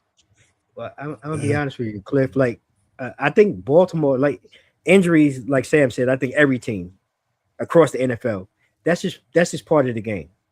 But when I look at Baltimore, and I was saying, I was talking with another friend of mine, same thing, big Baltimore fan. I was like, but you do know, I think the biggest thing for them, not only defensively with the injuries, but the DC went to become the head coach in Seattle. Mm-hmm. Look what Seattle did. Yeah. Their defensive coordinator last year is the head coach in Seattle. So I'm like, there has to be something to coaching, right? You have pretty much the same core. Yes, you had injuries, but they had injuries last year. They had hella injuries last year, but they still were more competitive. For whatever reason this year, the injuries, and I really do believe it to be that lack of coaching that was there. 1 year makes a difference. And I really do believe that was what really bit Baltimore in the ass this year. And then when you talk about injuries, I don't remember what year. It's been a while now. But the switch, the NFL switched from Reebok to Nike. And in my opinion, we've seen more non-contact injuries. You just walking, planting your foot. Yeah. Guys getting hurt under Nike gear than there were when it was Reebok. So I attribute it to gear. And yes, guys are bigger, faster. They may be more explosive, but I do believe the gear. You mean to tell me if I plant my foot on a fake, on a jab, and I blow out my knee? Like, there has to be something else to it. And the fact that they don't hit or practice the way that they used to. Your body is not something that you could just run into that wall and you haven't been running into that wall for 3 weeks. Today I'm just going to go ahead and go out there and run into that wall. Well, of course your body, you know what I'm saying? Of course you ain't been doing it. Right. So I just think all of those things really attribute, to where, the injuries that we're having and what we're looking at. And it just has to be fixed. And I don't, whether it's a change in format, scheduling, practices, whatever it may be, I think they really need to change that. And, looking at the AFC, though, to transition back, now that we see Denver, and Sam, you and I talked about, because I was giving Denver the business 2 years ago. I was like, Denver ain't shit. Sean Payton ain't shit. Bo Nix is trash. I was talking about them like a dog. So Broncos fans, I'm eating my crow. I'm sorry. We talked about it. We both agreed that Denver was the cream of the crop early on when we first talked about this, Sam. So looking at it though, now that we're in this final 7, who do you see, really making it, to the AFC Championship game? And does all roads really go through Mile High, or is there a team out there that's really caught your attention that could really maybe shake things up a little bit in the AFC? This is going to be funny because we brought this team up too. Texas. Go to Texas. No. Texas, Sam. Man, you Cliff right here. Go to Texas, Sam. I'm going to say Jacksonville. Oh, stop it. Oh, yes. Yeah. No way in hell. You should be on that crew on Get Up. Hey, you should be on Get Up. Hey, look. You too. Hey, look. Who knew that the Jaguars were going to end up 11-5? That wasn't on my bucket list. We brought up the beginning of the season. When we brought up the beginning of the season, we was like, ain't no way in hell. Yeah, you're right about that. Yeah. You know what I'm saying? Right. It's gonna be crazy. I mean, and don't get me wrong, the Texans is like red hot, but like I don't know. Sunshine, Kenny Anderson came over there and flipped the switch out there in Duval. So like I'm not gonna say I'm all in on him, but if you asking me for a sleeper, okay, I'm going with Jacksonville. You know what I'm saying? Okay. And the only reason why I say that is because like I don't know which CJ Stroud, quarterback for Texans. I don't know which version of him I'm gonna actually see. And don't get me wrong, defense is phenomenal. But everything kind of hangs on Stroud's performance and everything. So I just I don't know. It puts me in this conundrum. Like, do I want to really sit here and like root for him or nah? You know what I'm saying? So I can tell you and right now. there's no way. No, go ahead. No, go ahead. No. I was about to say, like, you know, the overall story would be for that bad man to carry their team all the way, but I don't think he's gonna make it. So Yeah, you can pack him up. There you go. yeah, Pack him up after Yeah, I don't think he's gonna make it either. that defense will Texas is gonna light him up. And I'm with you, and I think Cliff and I are on the same page. But go ahead, Cliff. I'm gonna let you tag him first. I think we're on the same page in the AFC. Yeah. Hey, look, I'm ready. I'm ready for these rounds. Let's go. All right. I don't know, and y'all could correct me if I'm wrong, right? This Texan defense is not giving you a little 2000 Baltimore Ravens vibe? Well, listen. Or am I reaching? No. I could be. So here's what you're missing though, and this is why I'm with you. Houston and Denver are the top two defenses in the AFC. And defense, in my opinion, this time of year wins championships. Right. I lean towards I like Houston's defense better than Denver's. Now, Sam brought up a very good point though. I don't know which Dr. Jekyll or Mr. Stroud is going to show up. That's been the Achilles for them. Mm-hmm. But if the game, this is just me, if the game is close and both defenses do what they do, I want to take my chances, and this is just me. I'm taking CJ Stroud only because they've been in this situation before. This is still kind of new territory for this iteration of Denver. And that, to me, that's the tiebreaker. The guy that has driven the car the most, who's jumped out of the plane the most, whatever it may be, he's done it. He's experienced it. He knows what it feels like. I'm going with that experience, and that, to me, that's the difference. And Houston beating Denver, I feel making it to the Super Bowl this year. Mm-hmm. I'm gonna give it to you. You're absolutely right, and I'm rolling with you on that. Right. Here's where I'm torn between. At the same time, Buffalo actually has a shot without having to face the two Achilles heels that they kept having troubles with. Right. Kansas City, but Baltimore. Man, like, you know what I mean? This I can't see. Yeah, Buffalo, but them Bills ain't billing right now though. Like, I'm just gonna Jacksonville, Jaguars is not running over Buffalo. Hey, look, I'm a huge Josh Allen fan. You know, take what I'm his saying? MVP trophy away if the Jaguars run over him. That's not supposed to be. Jaguars should be lucky that they're in the playoffs against the Bills. Hey, look, that's how. First off, they are lucky, but they're hungry at the same time too. So that's the only thing that. But Bills should have a chip on their shoulder, Sam. They should look who they got. No, right?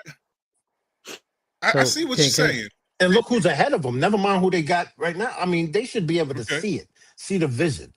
They should because of what they've been through. Yeah, but they go in there limping too. Like let's be clear. Say that part. You know what I'm saying? If we're looking at who's hot right now, Jacksonville's hot. Houston's hot. You know what I'm saying? Yeah. Like, Buffalo coded in the temperature of their stadium right now. Like, I can't sit here and it's brick. Yo, listen, man. And this, so you know, Cliff, you bring up a very good point, right? But here's my thing. Josh Allen is one of those guys, for me, talented. He's like A-Bear in San Diego. Talented, yes. When you look at the stats and you look at the numbers, they look great. But there's just something, and this is just me, my eye test, that's missing. That there's nothing that's going to help. What up, fam? What's up, man? There's nothing there for me and his leadership that's going to put them over. And you're 100% right. I think this is their best opportunity to be able to, take advantage of. No Kansas City, no Baltimore. You know what I'm saying? But it's something about Josh Allen, as great as he is and as great as he's been, I don't buy into him. I don't If trust Sunshine him. skates on him, he better pack it up. He better pack it up if Sunshine skates on him. I do not listen. I do not expect. I just as Hey, hot look, as the this Jaguars is, you're absolutely right. But come on. I mean, now this it's like game. Josh Allen, we giving you an extra way. Hey, look, this game is going to To be be a seen, whole and lot this closer and challenging, you Yeah. know. I think so too. And And yeah, the Bills have the experience and everything. But like I said, the momentum plus home field advantage, like I think those are going to be two big factors right there. And I mean, the Bills had like heartbreaking losses down the stretch of the road yeah, too. man. Yes. Yep. You know what I'm Yes. Yep. saying? So I think Yes. that they're still going to be feeling remnants of that at the end of the day too. So I agree. I'm sticking with It's my going to be. guys. We'll I'm talk going to about stick with it. this. And again, if these Okay. things, I'm going to clip. I'm gonna have to clip this. If I'm wrong Flip or it. any one of us wrong, I'm going to clip it and I'm going to bring it back Yeah, because yeah. this is when shit gets real with the playoffs, and we're gonna flip to the other side. The NFC. It's kind of been laid out for a while. What was going to play out in the NFC? Just a couple of minor shifts. With seeding with Philadelphia and Chicago, and this kind of goes back, Sam, like what we talked about. Sam Damn Darnold in Seattle taking the number one Yes. spot. The Same day. Bears taking on your Packers. The Sam Eagles, the damn Darnold. 49ers. Yeah, Sam Damn Darnold, and the Panthers. I'm Sam. We definitely when we talked about it, there Yeah. was listen. I'll be honest, Hey, there was look. no fucking way, no way Hey, look. that this shit Hey, was happening. Hey, look. Carolina was on no vision board making it to the playoffs They at weren't all. even on. They weren't Hey, even look. on the map.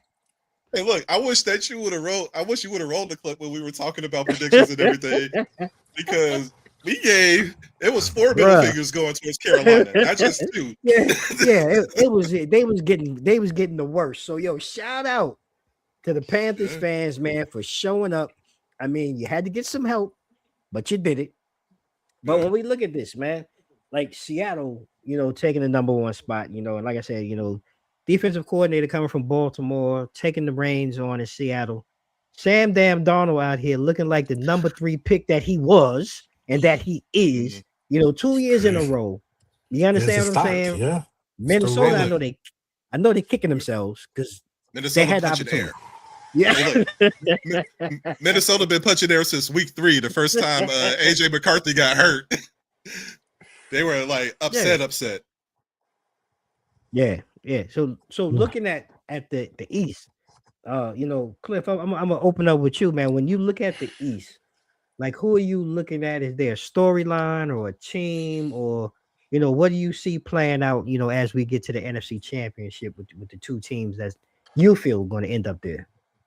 Now NFC, I see some possibles, right? Like this is spades. The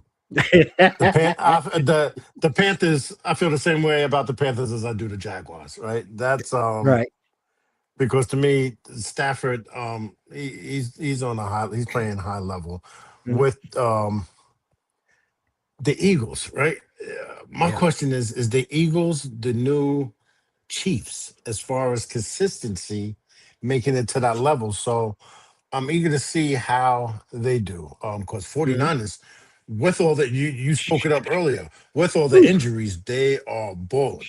And I think they had the most injuries. I think there's practice guys on Look, the field on the listen. starting For the last 10 starting. years, they've had the most injuries. It seemed like every year, But man. they are balling. And the Bears, I'm impressed by the Bears.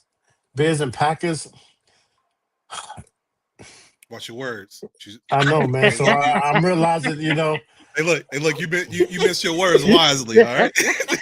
the Packers and the Bears. I don't know. I wouldn't bet on that game. I wouldn't bet on that game because I just seen a lot of Bears fans that my friends that I know for years. I just never seen them on this high level before. So They ain't been here in a while. yeah, they've been there in a while. So I think that Yeah. adrenaline could carry them. The Packers, I just don't know. But I'm really eager to see the consistency of the Eagles. Because I think you bring up a great from point with that. you know, They it, they've become like a team in the NFC now that, like you said, with Kansas City kind of flickering out, but that dominance that they've had, yeah, I really think with them that their dominance can be not only assured, if you will, if they capture another Super Bowl ring, but I think the biggest hump, and I think Sam, you and I talk about, is the coach. There's just something that's dysfunctional when it comes from the coach to the players. When you have, people can say what they want to say about Jalen Hurts. I think he's an exceptional quarterback. A guy I that don't get that. I don't understand that whole but I think segment, it's man. bigger than that. Like I think it's the thing where you're not on a team that throws the ball 40 times a game, but they could because I mean you got two of the best receivers in the game and AJ Brown, Devontae Smith, and I'm leaving out Dotson and all the other guys. Yeah. You have probably the most prominent running back in the game. I just don't know why it doesn't mesh from whatever's being called to what happens on the field. And I think the coach is Mm. conservative at times because there's games that I'm looking at. I'm like, yo, you should be blowing these guys out. But it's like he plays safe. And then I think that trickles down though, just being an athlete and being a competitor. You get in your own head because then it's like when you look at AJ Brown, a lot of times you can see him, saying, what the fuck? Why am I not being involved? And yes, Lance, you're right. Defense does win championships, but sometimes when you have an offense that can put so much pressure on a defense that you have to really figure out who you want to stop, it really becomes hard. Because look, Philadelphia has a lot of pieces. They have a Yeah. lot of pieces, and like, how do you figure out how to stop that? And that's what Kansas City did so good and so great for so many years. They had a lot of pieces. So, and it's questionable what Philly does, but I think they can, like I said, they can assure themselves of some type of conversation about dynasty or destiny if they figure out a way to win again this year. And I see you, Right. Sam. I see you looking. I'm go ahead. I'm gonna pass the baton, bro. Just making sure I got my facts straight. All right, let's go. So, question one, is this going to be redemption from the Rams because they did lose to the Panthers a couple of weeks ago? I think it was like week 16.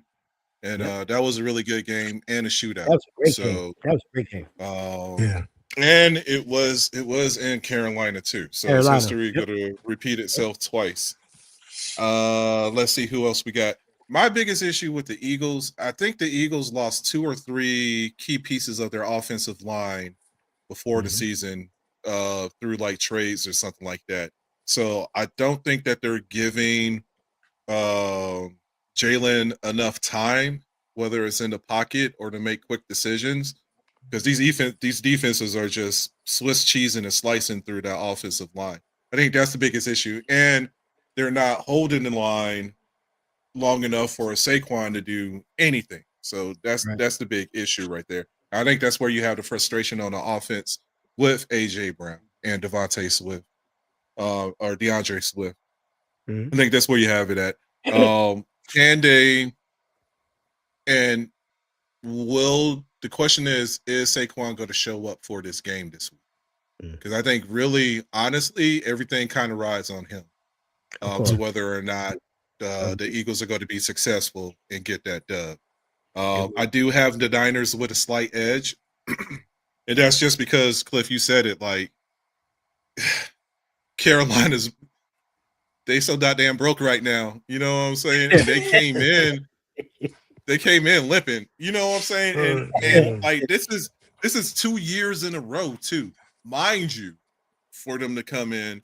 But whatever they got mended to keeping them afloat, I think it's Yeah, just It's they been doing it. working. Yeah, carrying them forward. they doing it. Yeah. So they Yeah. rolling. So I do have the Niners with a slight edge with that. And last but not least, I'm picking the doggone We Packers know Absolutely. over facts. the Bears. Absolutely. Um,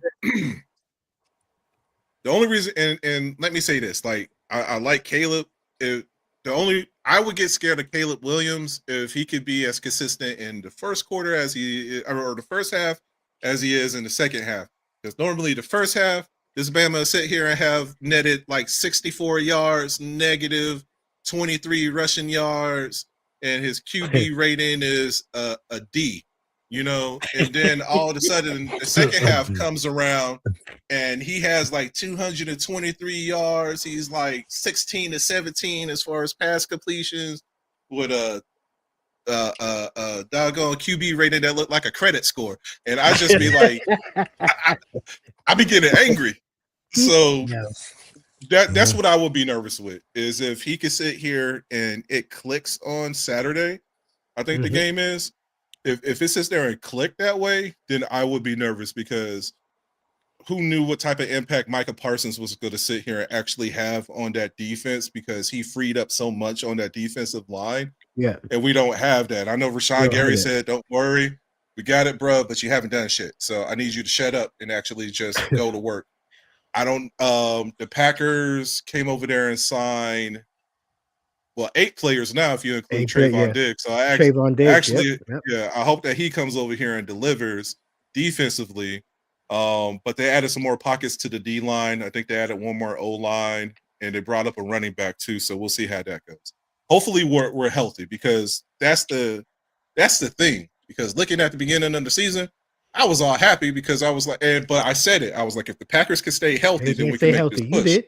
You did. Midway through the season, between like losing half the damn receiving core, losing Tucker Kraft, we lost Xavier Williams at one point in time on the defense. Musgrave, Van Ness. I could go on and on, but those losses and those injuries is what hurt the Packers moving forward, and the predictability of Matt LaFleur. I'm not sold on him as our forever coach. I don't think he's going to have the longevity. I'm just going to be. I'm going to keep it a bean. I don't think he's going to have that longevity like Mike McCarthy. You know what I'm saying? Because Mike McCarthy, they was like, "Hey, we'll give you a chance," but it be the fact that you're going on like 15 years without a Super Bowl or a push like been that long, really. Matt LaFleur been on the team, I want to say like 5-6 years, so he's getting to that point. It's just gonna be like, hey, I'm a toe tap you, and it's about to be a wrap. So I didn't realize he could be another one that's going to be on the radar too, depending on how far they make it in the playoffs and everything. So, but the question is, and I think we're going to lead up to it, is like, who's going to be that juggernaut for Seattle? Who do you think would be who do you think is going to? Yeah, got to be honest. I already know where you're going, because when I look at this, and injuries is killer. I love what San Francisco has done, and they've done this consistently, only to fall short. They've been decimated by injuries year after year. It seems like for the last 3 or 4 years. And it happens again. I love the fight in them, but I just don't see it this year. So I'm scratching San Francisco off the list. Same thing goes. I love you. I'll be honest with you. When we talked about this early in the year, Sam, I was high on your Packers. I really was. I think they had all the pieces. But and you said it early on, injury. So same thing. I'm putting them in the same boat as the 49ers. Not happening. Carolina, hey, congratulations, but pack your bags and stay home, because you're not going anywhere. Pack it up. Pack it up. You guys are not going anywhere. You're not going nowhere. For real. All right. So it boils down to, and we talked about this early on, Sam. It leaves the Rams and the Bears, right? Yeah. I do not buy Caleb Williams. Caleb Williams for me is like a package of bad meat. He's going to get you sick. Somewhere along, he's going to get you sick. I'm sorry. Pack him up. Pack him up. Get rid of him. The Rams in the playoffs, he hasn't felt that playoff. Bad meat, man. He's got listeria, Ebola. He's just pack him up. Get him out of here. I don't buy bad meat. He got that yellow tag on him, huh? Look, that yellow tag was a red tag. They just happened to put a yellow tag on it to get it off the shelf. Don't buy it. I don't forget about it. I'm just sorry. So that leaves the Rams. The Rams, and we've talked about it for the last 2 years, the way they ended last year, the way they've been competitive this year, even through injury. When people were talking about Stafford, not being able to play with the bad back, Puka, all the rest of the guys, defensively, they're stout, and like Lance said earlier, defense wins championships. I think they're the team that's ready. We talked about it. The NFC West really, I think, is the cream of the crop this year. And I'm counting Philly out because of the coach. So I'm looking at Seattle and the Rams going at it in the NFC title game. and I'm gonna fly with Sam Damn Donald. He's been out here Really? mucking it. Yeah, I'm look, I gotta become a believer But now. didn't he He's show out you here this last year in the regular season? He was a beast once again. he got into the Yeah, playoffs, like listen, 18 interceptions. hey, look, Linda. Listen. Okay. We gotta go with Linda. this. we got we gotta go with this, bro. I'm telling you, this guy's ready. Okay. And look, it took me a long time to get to this point. Okay. But That's Yeah, it's it. I'm taking telling Okay. you a very long time. it's taking me a long time. So I'm going with trends, just like I did in college football. I'm going with the trend. Sam Damn Donald is the hottest trend going right now. So is Seattle. Go get your FanDuel, as Cliff would say. Put your money down. Yeah, But I was hey, about to ask you. I'm pretty sure that you don't dwell oh, into the oh hell FanDuel. no. Oh Yeah, hell I can no. tell by your Oh hell no. trends. I can just tell right. If you I can guys are tell by looking your for trends. if you guys are looking for something to bet on, don't take Dane's word. Don't take Don't the do trends. it. Don't You do gotta it. get Don't bet your house. you gotta get some hateful DMs. Hey, look, it's Right. okay. I'm built for it. No disrespect, but like I said, I don't just stick with that. But again, though, we'll put a pin in it and we'll come back to it just in case, we get to it. And as we travel along, we keeping it real, we keeping it a buck. We got to go to the NBA. I mean, it's just that time, and it's really been crazy, I guess, if you No, I'm will. not a writer. But Okay. for us, If I find my way home, yeah. Wouldn't it be crazy? Oh, can't you still amaze me? Wouldn't it be crazy? Oh, can't you still amaze me? Yeah, that shit scared the shit out of me, dog. I was That was dope. hey, you muted. You muted. You mute yourself again. The I don't know why. gremlins. I don't know why. Yeah, I don't Dude. know why on my side. Yeah, but it was loud. It came in loud as hell. But yeah, we jumping and we jamming into the NBA. I don't know what happened. Gremlins tonight on that part. But NBA being in flux, right? We got the Dippers, who or the Clippers, as some people like to call them. You know, I see what you did there. I appreciate that. That's really got things going on. We got Trey Young with the trade. Looks like he's working on a trade to get out of Atlanta. Giannis has been in the news for whatever. And then we look at LeBron. So the league is kind of in flux. And gentlemen, I'm just going to throw it out there. And Cliff, if you want to start, like, where do you see the league going? Or what players potentially changing teams as we get closer to the NBA trade deadline? All right. I've been so high on my Knicks. I haven't. I've been so like focused, like tunnel vision on my Knicks. Detroit is impressive. I got Whew, I got to keep it a bruh, buck. I mean, bruh, Detroit is looking tough. crazy, and you got now at the trade deadline, you got people that want to come to Detroit, which you haven't Yeah, man. seen in years. So there, I think that there are a superstar away from Mm, dominating the East. The way they're playing this year, right?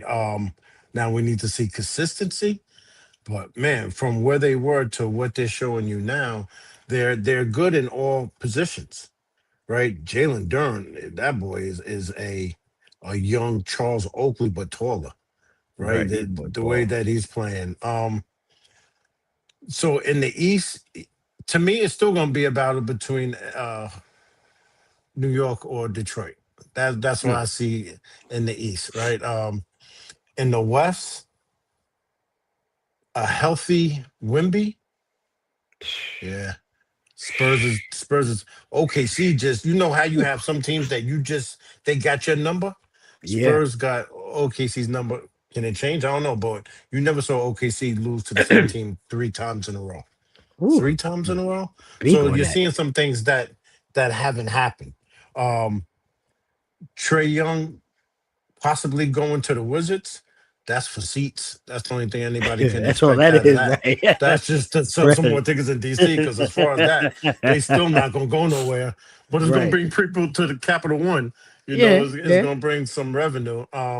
Right. Even though Washington's playing better than they played last year, right? Yeah. There's still some pieces that when Trey Young get there, he's still gonna have to pass it, unless he's gonna drop 50 Okay. or 60 and turning, every night. Right. Giannis. At first, listen, I didn't want Giannis coming to the Knicks, right? Still don't. I The- still don't. I I, still don't. I really don't. These 7 games, like OG has been pissing me off. Oh, nobody. I just don't Mhm. know. Um, I don't want them to get rid of Cat to get Giannis, Don't right? want them to do I that just either. don't want it just because of the chemistry, right? Because of the chemistry, I just don't. I don't want that to happen. Can Right. Giannis make a difference? Oh, yeah, I'm pretty sure he could. Yeah, Limited. but Mhm. chemistry. Yeah, but Mike Brown is playing chess out there. He's playing I chess out there. think You didn't know Kolek was that nice, right? Tibbs because the didn't give previous those people a I'm about to chance. say right because of the previous regime though. Yeah, That's yeah, so we're seeing what that's happening. I agree with you. yeah. Yeah. So as far as the trade line, the only thing that's probably going to make a little noise is Trey Young, unless Giannis, just does something crazy, right? So so I'm going to But ask other you than then. I that, want to throw it out there. While we're talking about the trade deadline, and Sam, I'm gonna throw this to you. So, what about like I started with the Dippers? Um, do they trade Kawhi or Harden? Or do one of them go? Does AD get traded from your Mavs? Like is that something that's foreseeable? Um, Kawhi well, can't go Dallas anywhere is because his team. Kawhi ain't going nowhere because Clippers got some shit going on with some investigations. So until they sit there and resolve those investigations, he's put. Now, will James Harden get up and leave? I don't know. Do they need to go ahead and break it up? I think so because I think that ship done sailed with the Clippers and whatever experiment they were doing there is just not gelling or working. And I mean, they're where they at 11 right now. Mhm. Um, they've been on the struggle bus for a few years. This is the first year in a long time that Kawhi has actually been active and Yep. playing some good ball and not coming up with these mystery injuries out of the blue and everything. So, I mean, we'll see. Um, AD, hey, look, trade his ass. I'm just gonna put it out there. Why? Because the same reason why he was traded from New Orleans to LA was the same reason he got traded from LA to Dallas, and the same reason Injury why prone. Dallas is trying to get rid of his ass Yeah. Can't stay and healthy. get 2 sandwiches and some soup or something in reference to Damn. this trade. Now I know that there was talk with between Atlanta and Dallas with like Trey Lance, AD, but there's a young big that they got out there in Atlanta that they just weren't Atlanta. willing to give up. Yeah, so That that's I young kid, forgot his name. Terrapin or whatever his name is, Terrapin Yeah, or something like yeah. that. Yeah. Hmm. So I know it was supposed to be like a package deal, but like Atlanta opted out of it because they didn't want to get rid of their young players. But I kind of feel like minus Kyrie, when you look at the Dallas roster in depth, it's a pretty young team. I mean, the oldest Yeah. players that they got up there is Kyrie and AD, but you Hmm. want Kyrie's experience. AD is just I get tired. It's like you play 2 games and then next thing you know it's a growing injury, or you play another 2 games and now The you wind tweak hit your him too knee. hard. Yeah. Yeah, it's just and we're still in that post Luca, Yeah. residual, and Nico Yeah. Harrison was still feeling those residuals. So, like on paper, when I was looking at the beginning of the season and I was looking at the roster, I was like, this shit's gonna be nasty. The only thing they got to do is sit here and stay afloat until Yeah, doggone Yeah. Kyrie come back after All-Star break. yeah, Oh shit, you Yeah. bring in D'Angelo, you know what I'm yeah. saying? To Yeah. come and help. But he wasn't The- really running point. Then you have Cooper Flag running point, and I was like, what the hell is Jason Kidd doing right now? yeah. It's As a far as these mess. decisions. Mm. Yeah. It's a mess. So I'm not saying blow up the Mavs because they're already blown up, but like it I mean, if they're gonna get something, I would take a young durable center Yeah. over AD at this point. And don't get me wrong, like it's tough because he could go out there and bang like 20, 30 points and get you like Facts. Yeah. 16 rebounds a game. He could But then pull a you won't double have him. double, but Then you won't have him for 2 weeks. Then if he do yeah, that, there- you there's no know, consistency with it. So it becomes no. that headache and everything. So like get rid of him.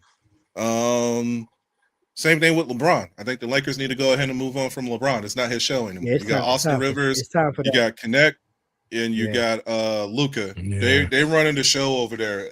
LeBron is becoming more of a hindrance on the team. And don't get me wrong, because everybody look Yeah. at this record and they're like, oh, they're 22-11 and everything. But LeBron don't play no defense.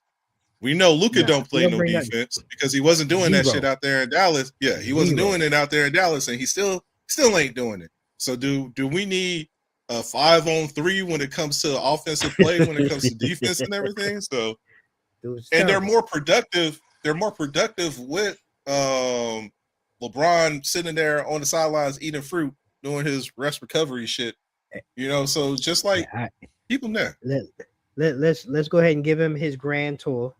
Yeah. I do agree. I- You know, I do want to say I do want to go see him one time before he retires, at least. But it's time for that tour to come to an end because it's not going to play out well. I think we'll see like how it's been the last couple of years for the Lakers when it gets to the playoffs. I think they're I think the 4th or 5th seed. I think when I last looked, they'll probably be in that playing situation. It'll be time to move on. And you know, circling back to what Dave said here about the Knicks and what Cliff was saying earlier, you know, don't want to trade him, but Cat is soft. And look, Cat is who Cat is, right? He is. Yeah. I was gonna get him my Denny Green's thing, but we know look, what he is. Hey, right? look. I want to I want to piggyback off of this when you speak your piece. Yeah, I'm just saying, like, I don't want to trade him, but here's what I will say: the Knicks, this current construct of the Knicks is nothing new, nothing different. It's really been the same team that Tibbs had for the longest time. So we see what happens though when you change coaches, and you have a coach that's a little bit more in tune to the actual pieces that he has. We actually have a bench now. You know, our bench is putting up. Last season, we were just under 20 points a game from our bench. This year, we're averaging, our bench is giving us 33 points a game. Woo! Who knew? Kolick, all of these guys. The key is, and Cliff, you said it, it's two guys on the Knicks that's going to make the biggest difference. OG and Mikal Bridges. Those two guys are going to have the most impact game in and game out on what the Knicks do moving forward in the season. You have some other guys. We have some bigs. I think we need another big, you know, from that can play that 3-4 position that can give you the dirty work. We need a bigger Josh Hart, is what I'm saying. I love Josh Hart. He gives you all the dirty work. We just need a guy a little bit bigger that can give you those 6 fouls and the work that you need in 10 minutes in the playoffs. Detroit is going to be a problem. Look, we ain't even talk about Boston because Sam, you and I talked about them earlier. We wrote them off, but now we understand why Jaylen Brown got all the money that he got. The dude is a baller. So we got to keep an eye on Boston. We got to pay attention. I still think Orlando has a long way to go, but they're riding under the radar with Paolo and Wagner and all of them. But yes, I do think right now the way that it's boiling down, the Pistons are going to give the Knicks hell in the finals. And the Knicks just really need to figure out a big and another scorer, and OG and Mikal have to show up every night. That to me, that is that simple this year. So I don't want to see Cat go. And yes, he's soft. He is who he is. We can't change that, but we see how much better he is when Mitchell Robinson is on the floor playing the actual 5, and he's actually playing the actual I was about 4. to say he can play his natural position. Yeah. So when that happens, then it's okay for him to be soft because that's what he is. He's a 4. He's not a 5. So long as we understand that, and if we can get that healthy to the playoffs, I think the Knicks have a chance this year. And Sam, I know you wanted to piggyback. Yeah, because ain't nobody softer than that damn Rudy Gobert. There, I said it. All right. Knicks had some options. You know what I'm saying? Well, and the Knicks wasn't like, you know who we should bring to the table? What about Rudy? They were like, fuck Rudy. Over here ice skating against the Mavericks and everything. We ain't gonna forget that stuff. Look at had him doing pirouettes and shit. Oh, so no, I can see a more viable big man duo between Cat and Giannis versus what we saw down there with Memphis with Cat and doggone Gobert. because both of them seemed out of their element. But as soon as you took one of them off the court, well, especially when you took Gobert off the court, you know what I'm saying? That team was more productive and more dominant. Right. But they kept on trying to tie him in there. You know what I'm saying? And it just messed up the flow there. But I could see it being more productive over there in New York if they were to do that trade. But the question is, once again, who is the Knicks going to sit here and be willing to give up to make that trade happen? Because I was looking at their doggone roster, and it's already stacked. And you already brought up one of them. Like, do we send Mitchell Robinson over there? Do we send OG over there? And those are like key players on the Knicks squad right now that are very viable to the success that they have right now. So, and I think moving forward with Giannis, that's going to be the big thing because we know where he wants to go, and he's entitled to that for as long as he's been in the league and everything. But are these teams that's kind of built that are championship ready? And I'll put the Knicks in that equation. Like, what pieces are you going to give up? You know, for that long haul, or that stretch that we're looking at in May and June. The cupboard is bare. Let's keep it the way that is because we know we got Shemet coming back from injury. We got guys coming back, so I say let's ride with what we got. I think we'll be fine. And let's see how things lie when we get closer to June. And we'll continue to jump in on the NBA. But we started the show with a bang, man. We came out with a plethora of stuff. So if you're just tuning in, make sure you watch the replay because man, we got some really good shit tonight. And y'all don't want to miss, the ongoing conversations coming, whether it was culture in the community, entertainment, hip hop, just everything we talked about tonight, sports, and it's been a great conversation. The time flies, but we are at the end of the back end of the show. And before we go, and I was sitting around, man, watching some stuff, man, and for the New Year's holiday, like most people. And I don't know why it just hit me, man. New segment, man. I just wanted, it's the DFID segment. And what that is the fuck is this segment? And we're gonna start what happened over New Year's. So as many of you know, our president decided he wanted to go ahead and take care of Maduro in Venezuela. And first of all, I don't know where I was when this was happening, but when it actually dawned on me that but when it dawned on me when the shit happened, it's like, was this shit really real? Like, what the fuck is this? So I'm just curious, like, when you guys found out about it, mixed emotions, obviously. Then there's other things that, when you listen to people, you watch the news, people in Venezuela out in the street, because he was such a terrible guy. But here in America, like what is your as citizens, like what was your take, on this when you woke up and started really reading the news on what happened? And anyone you can jump in whenever you want. So from a military perspective, I think that you sit here and anybody could tell you, like, we live by the black, the white, the gray. I feel like the actions that happened down there in Venezuela, like, we're really meddling into the gray area. And if you look at past history, I think about 0304 going into Iraq, because the goal was to sit there and capture, apprehend Saddam Hussein, put a new regime in. Everything just kind of like clicking back to that timepiece. And then you think about like what's out there in that area, and we really haven't got anything in return of it because the main thing was to stop nuclear weapons and all this stuff, and a lot of that was debunked. But then you look at Venezuela and what they have to offer. They have the largest oil reserve in the world at like between 26 and 30% of the oil, but it's who the oil is being given to, which is other superpowers.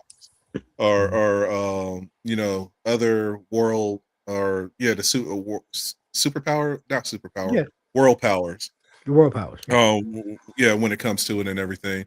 Not only that, but you look at it from a mineral perspective and everything. I know that they have a pretty large gold deposit or gold reserve down there too. So, like, I'm not going to say the outside looking in, but it's kind of one of those things that like you see it and you hear it, and I'm just like, man, and just think about it. Like, let's think about China and Taiwan and how that rift been going on Mm. for a few years, and how China want to sit here and just kick the door in and take over that area. Let's think about the so-called peace deal that's supposed to be brokering with Russia and Ukraine. What if Putin comes Right. over here and just be like, "Fuck it"?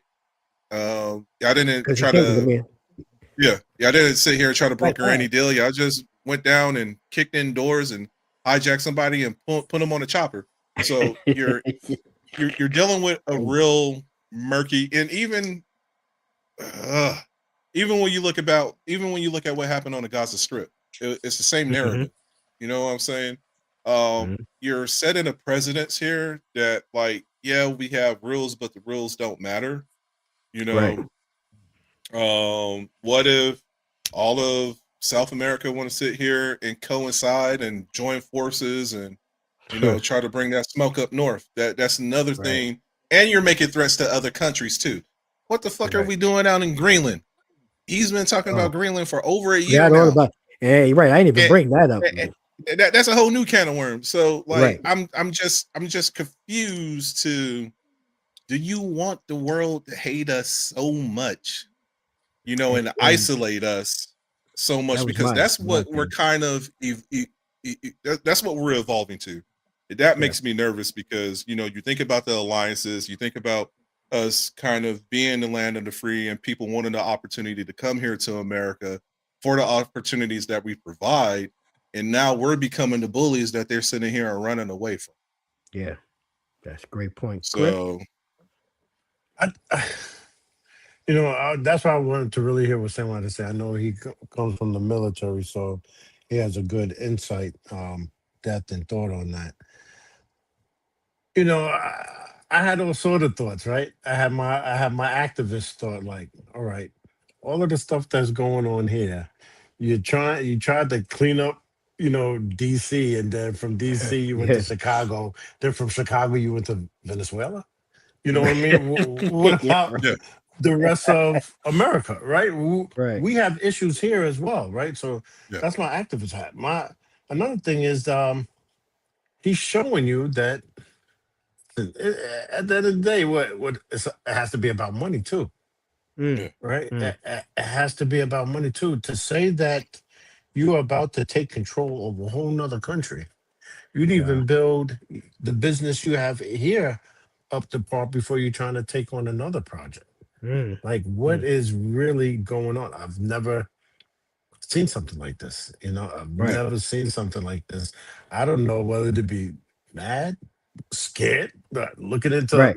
other countries like to oh, move to. Right. What's Now going on? you're right. Yeah. Just something I've never seen in my lifetime. So, all kind of thoughts Yeah. on that. Yeah. hey, when Look, he I'm came right over there with there you. and gave them soldiers that 1776, it gave them 2 additional holidays off, And the tossed holidays. in those Yeah.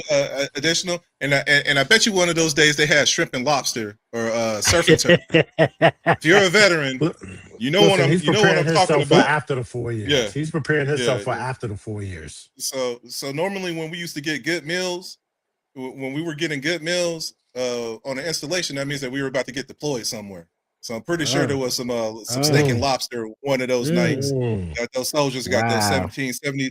And on the flip side, he ended up screwing the soldiers anyway because that 2.8 billion that they used for the 1776 bill was supposed to be for housing to help Housing. those Yeah. improvements. Yeah. So we still Yep. got these soldiers living, whether it's on post housing or in the barracks with mold infested barracks, mold infested homes that they won't sit here and repair. And now Mm. you don't have nothing to sit there and offset and cover that cost for these repairs or Wow. for housing because BAH is supposed to actually be like 90% of the housing and everything too.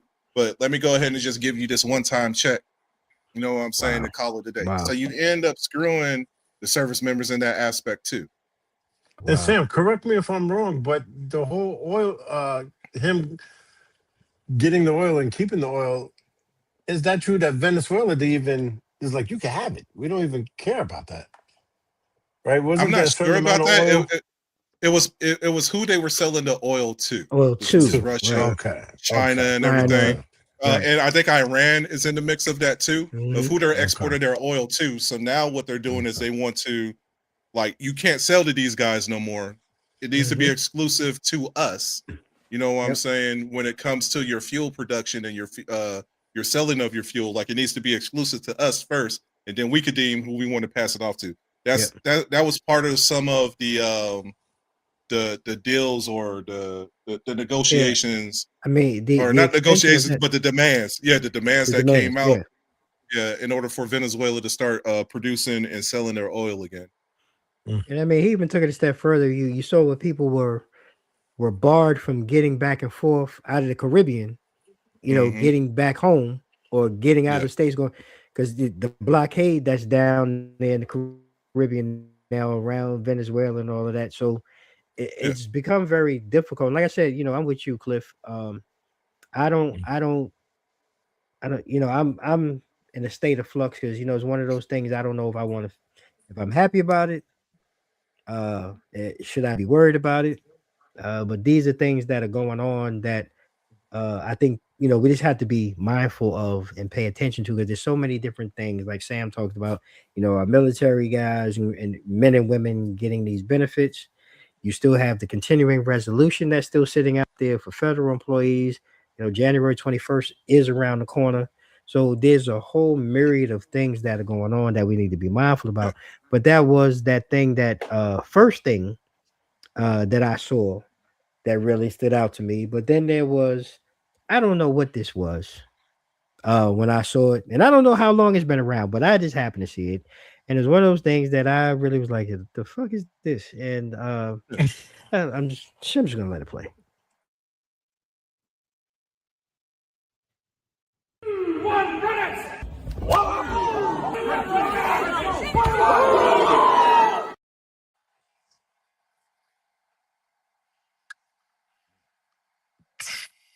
I can hear Clip. I was like you. Yeah, I don't know. Uh, I don't know if anybody's So they're signing up doing for that tackling drills with no equipment. Is that Yeah, is it's that like what they're? it's like cow drills, but it's probably more on the rugby side. because that's where I saw it. At. It was like some rugby site, and I Yeah, was like, yeah, yeah, I'm not doing it. Tackling is one no. thing, but that I mean, just the impact of it all. And I was like, who is there a doctor that can fix that? I was like the internal That's injuries the quickest alone. way to break your whole shoulder piece up. Bro, I That's bruh, mean, an just instant way. think about the concussions. You know what I'm saying? there's not That's enough a kid. money. Think about the Not size. enough. You saw them dudes. Think about the size, the speed, and the Look, force that they were hitting each other. there's got to be a junior league. Like those are big You don't even need. motherfuckers. You don't even That's need to what be they. a junior league. Hey, you better get them Jeez. big ass like them ball enclosures that people run around and bounce themselves off with. Like that's what you need Yeah, for that because that is too yeah. extreme That's right there. crazy. Yeah, I don't know what that was, but Right. when I saw it, I was like, this kind of fits the segment as to what that is. But it's been a great conversation, and yes, Lance, yeah, For to his your whole whole entire body. body. Yeah, Right. that's your Mhm. soul. You saw his soul leave his body. Go. But but Oh it's been god. a great conversation, man. And ladies and gentlemen, thank you for tuning in. We're gonna do this again next week. We're gonna have fun. If there's any comments or anything that you would like for us to talk about, please feel free to submit it. You can go online at two micsup.com. Go ahead and submit, some comments or whatever it is you'd like for us to talk about. We want to hear from you. This is all about you all and the things that we are experiencing every single day in life and in our communities. But before we go, I want to let our co-hosts to share a little something about them. So since we started with Sam, we're gonna close with you, Cliff. Go ahead and give a few words. What's going on with you and what you got going on coming up? Oh man. Well, 2026 we out here, right? We got T3 Enterprise that actually houses my wife's insurance company, Durham Insurance Agency. We got TD3 Insurance Advisory that Mhm. the team and I help other aspiring brokers start their own agency, or if you already have your own agency and you're just looking for more carriers and more help on the financial service side, And on the property and casualty side, we got you. Also, big what a big thing that happened is TD3 Insurance Agency and Associates has teamed up and merged with a big brokerage out of Richmond called Encore. So what it is two other brothers. Rod Powell, Mr. Gerard Rod Powell, and Calvin Royster, who are my partners out there. We took our companies and merged it together to just take over the whole DMV, and we expanded to the East Coast, Florida, Illinois, Texas. So we're really making a lot of noise, and which was a blessing for me because now I don't have to try to hold down so many different departments. We each hold down the whole department. We bring it together. We got about 7, 8 agents now, and we're growing. So we out here, man. We out here. I love that. Shout out to NAAIA, which is the National African American Association, that I'm a part of, and Okay. TBFN. TBFN is the Black Friday network that houses nationwide all black insurance agencies to help them to get to that level that they wasn't taught back when they started out, and give them opportunities that wasn't there before. So just trying to make some Man, noise out here in the financial world. man, I love that, bro. And check Cliff out, man. He's a well-rounded brother. He's a founder, like he said, of TD3 Insurance Agency. He's a mentor. He's a community leader. Glad to have him as a co-host here on Two Mics Up, man. He brings so much business knowledge and just real talk and acumen, you know, to our stage, man. I really appreciate him. And you probably know my cousin, man. I think my cousin is the treasurer for the DC chapter, Leslie Austin of Get out of here. NAAIA. Yeah, it's Okay. my cousin, Okay. man. So Okay. shout outs, man, to that No man doing doubt. big No things. So doubt. yeah, that's what's up.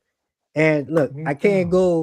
can't close out, man, with letting Sarge, man, go ahead and share a few words. Sarge, what you got going on? Anything coming up? We can look for from Sit here you. and bounce back from what Cliff just did. You know what I'm saying? First off, kudos. Thank you, Those brother. were hey, Appreciate it. look, that a lot of milestones right there, and I salute you and your Thank you. team over there. Thank you. Me and myself, hey, look, I'm a humble guy. You know, if I'm not on here, I'm at work. If I'm not at work, you can catch me on Twitch. I'm bringing back games that I hate. With the first one being Final Fantasy 14. I've been trying to play this game for over 10 years, and I always get stuck. So I'm gonna be exploring that. I mean, other than that, I'm considering some other avenues that were suggested to me. Maybe doing some cooking tutorials, as well Oh, as that's dope. some PC building tutorials as well too. The thing is that prices of PC computer components have jumped through the roof. So that's going to be a little bit of a challenge right there. But that's it, really. Just catch me here every Tuesday, hanging out with my two brothers. So No doubt. listen, No doubt. listen. For Hey, those of Dave, real y'all who quick, the bro. for I got yeah, one. yeah. All right, Oh, real hold quick. on. Oh, Let no. me I want to see this. real Yeah, quick. I got to see Yeah, this. real quick, y'all check out Sam. Like for real, 25-year veteran gamer. He talks about cook. Yo, Sam can make a mean ass breakfast burrito, and he throw down on them that jalapeno mac and cheese. Look, bro, you get shit in. I mean, co-host here, two mics up, man. Real talk all the time, man. A fabulous human being, man. Honored to have him as my brother and friend, and I appreciate him, man. Just joining me on this journey along with Cliff. So make sure y'all tune in on Tuesdays, man, because we bringing the real every Tuesday night. And what you got, Cliff? I just wanted to salute Sam. 25 years. I didn't get a chance to say that. 25 years. Yes, Thank you, bro. You know what I'm saying? yes, sir. Thank thank you. you. People I don't appreciate it. don't really know what it takes to go with that type of length of 25 years and serving for your country. So salute to you, brother. And just big shout out to CSC. Right? I didn't get a chance Right. to mention them. CSC Thursdays on Facebook Live. We talk about real estate and insurance. Catch us at 12 noon. So I forgot to There you shout my got it. brothers out.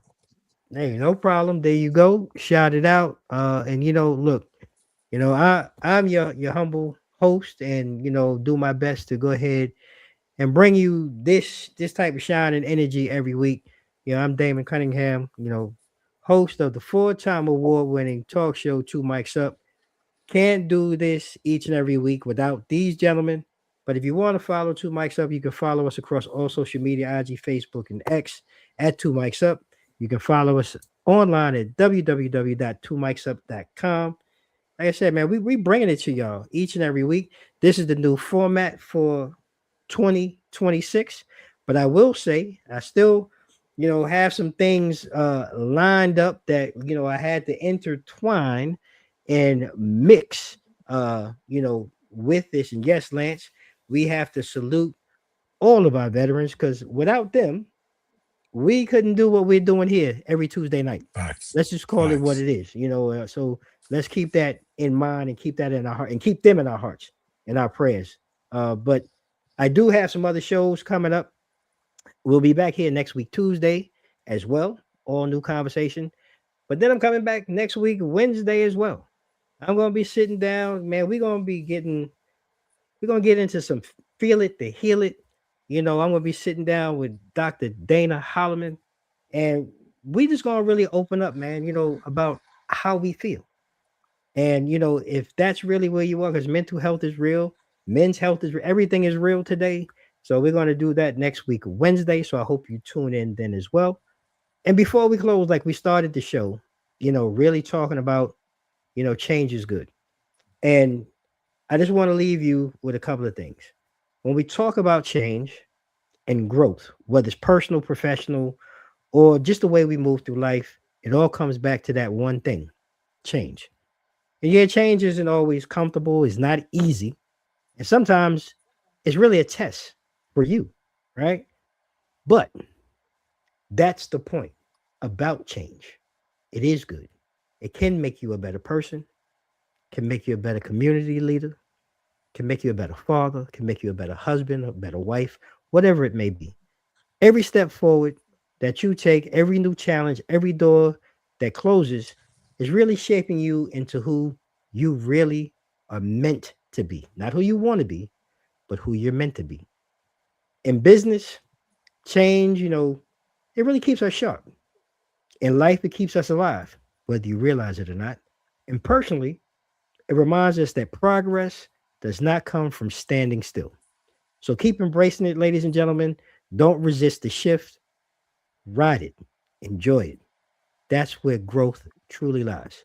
So I'm your host, Damon Cunningham, and this is Two Mics Up. Until next week, keep growing, keep evolving, and you already know how we do at the end of each and every show. May you all stay safe, stay blessed. Mics out.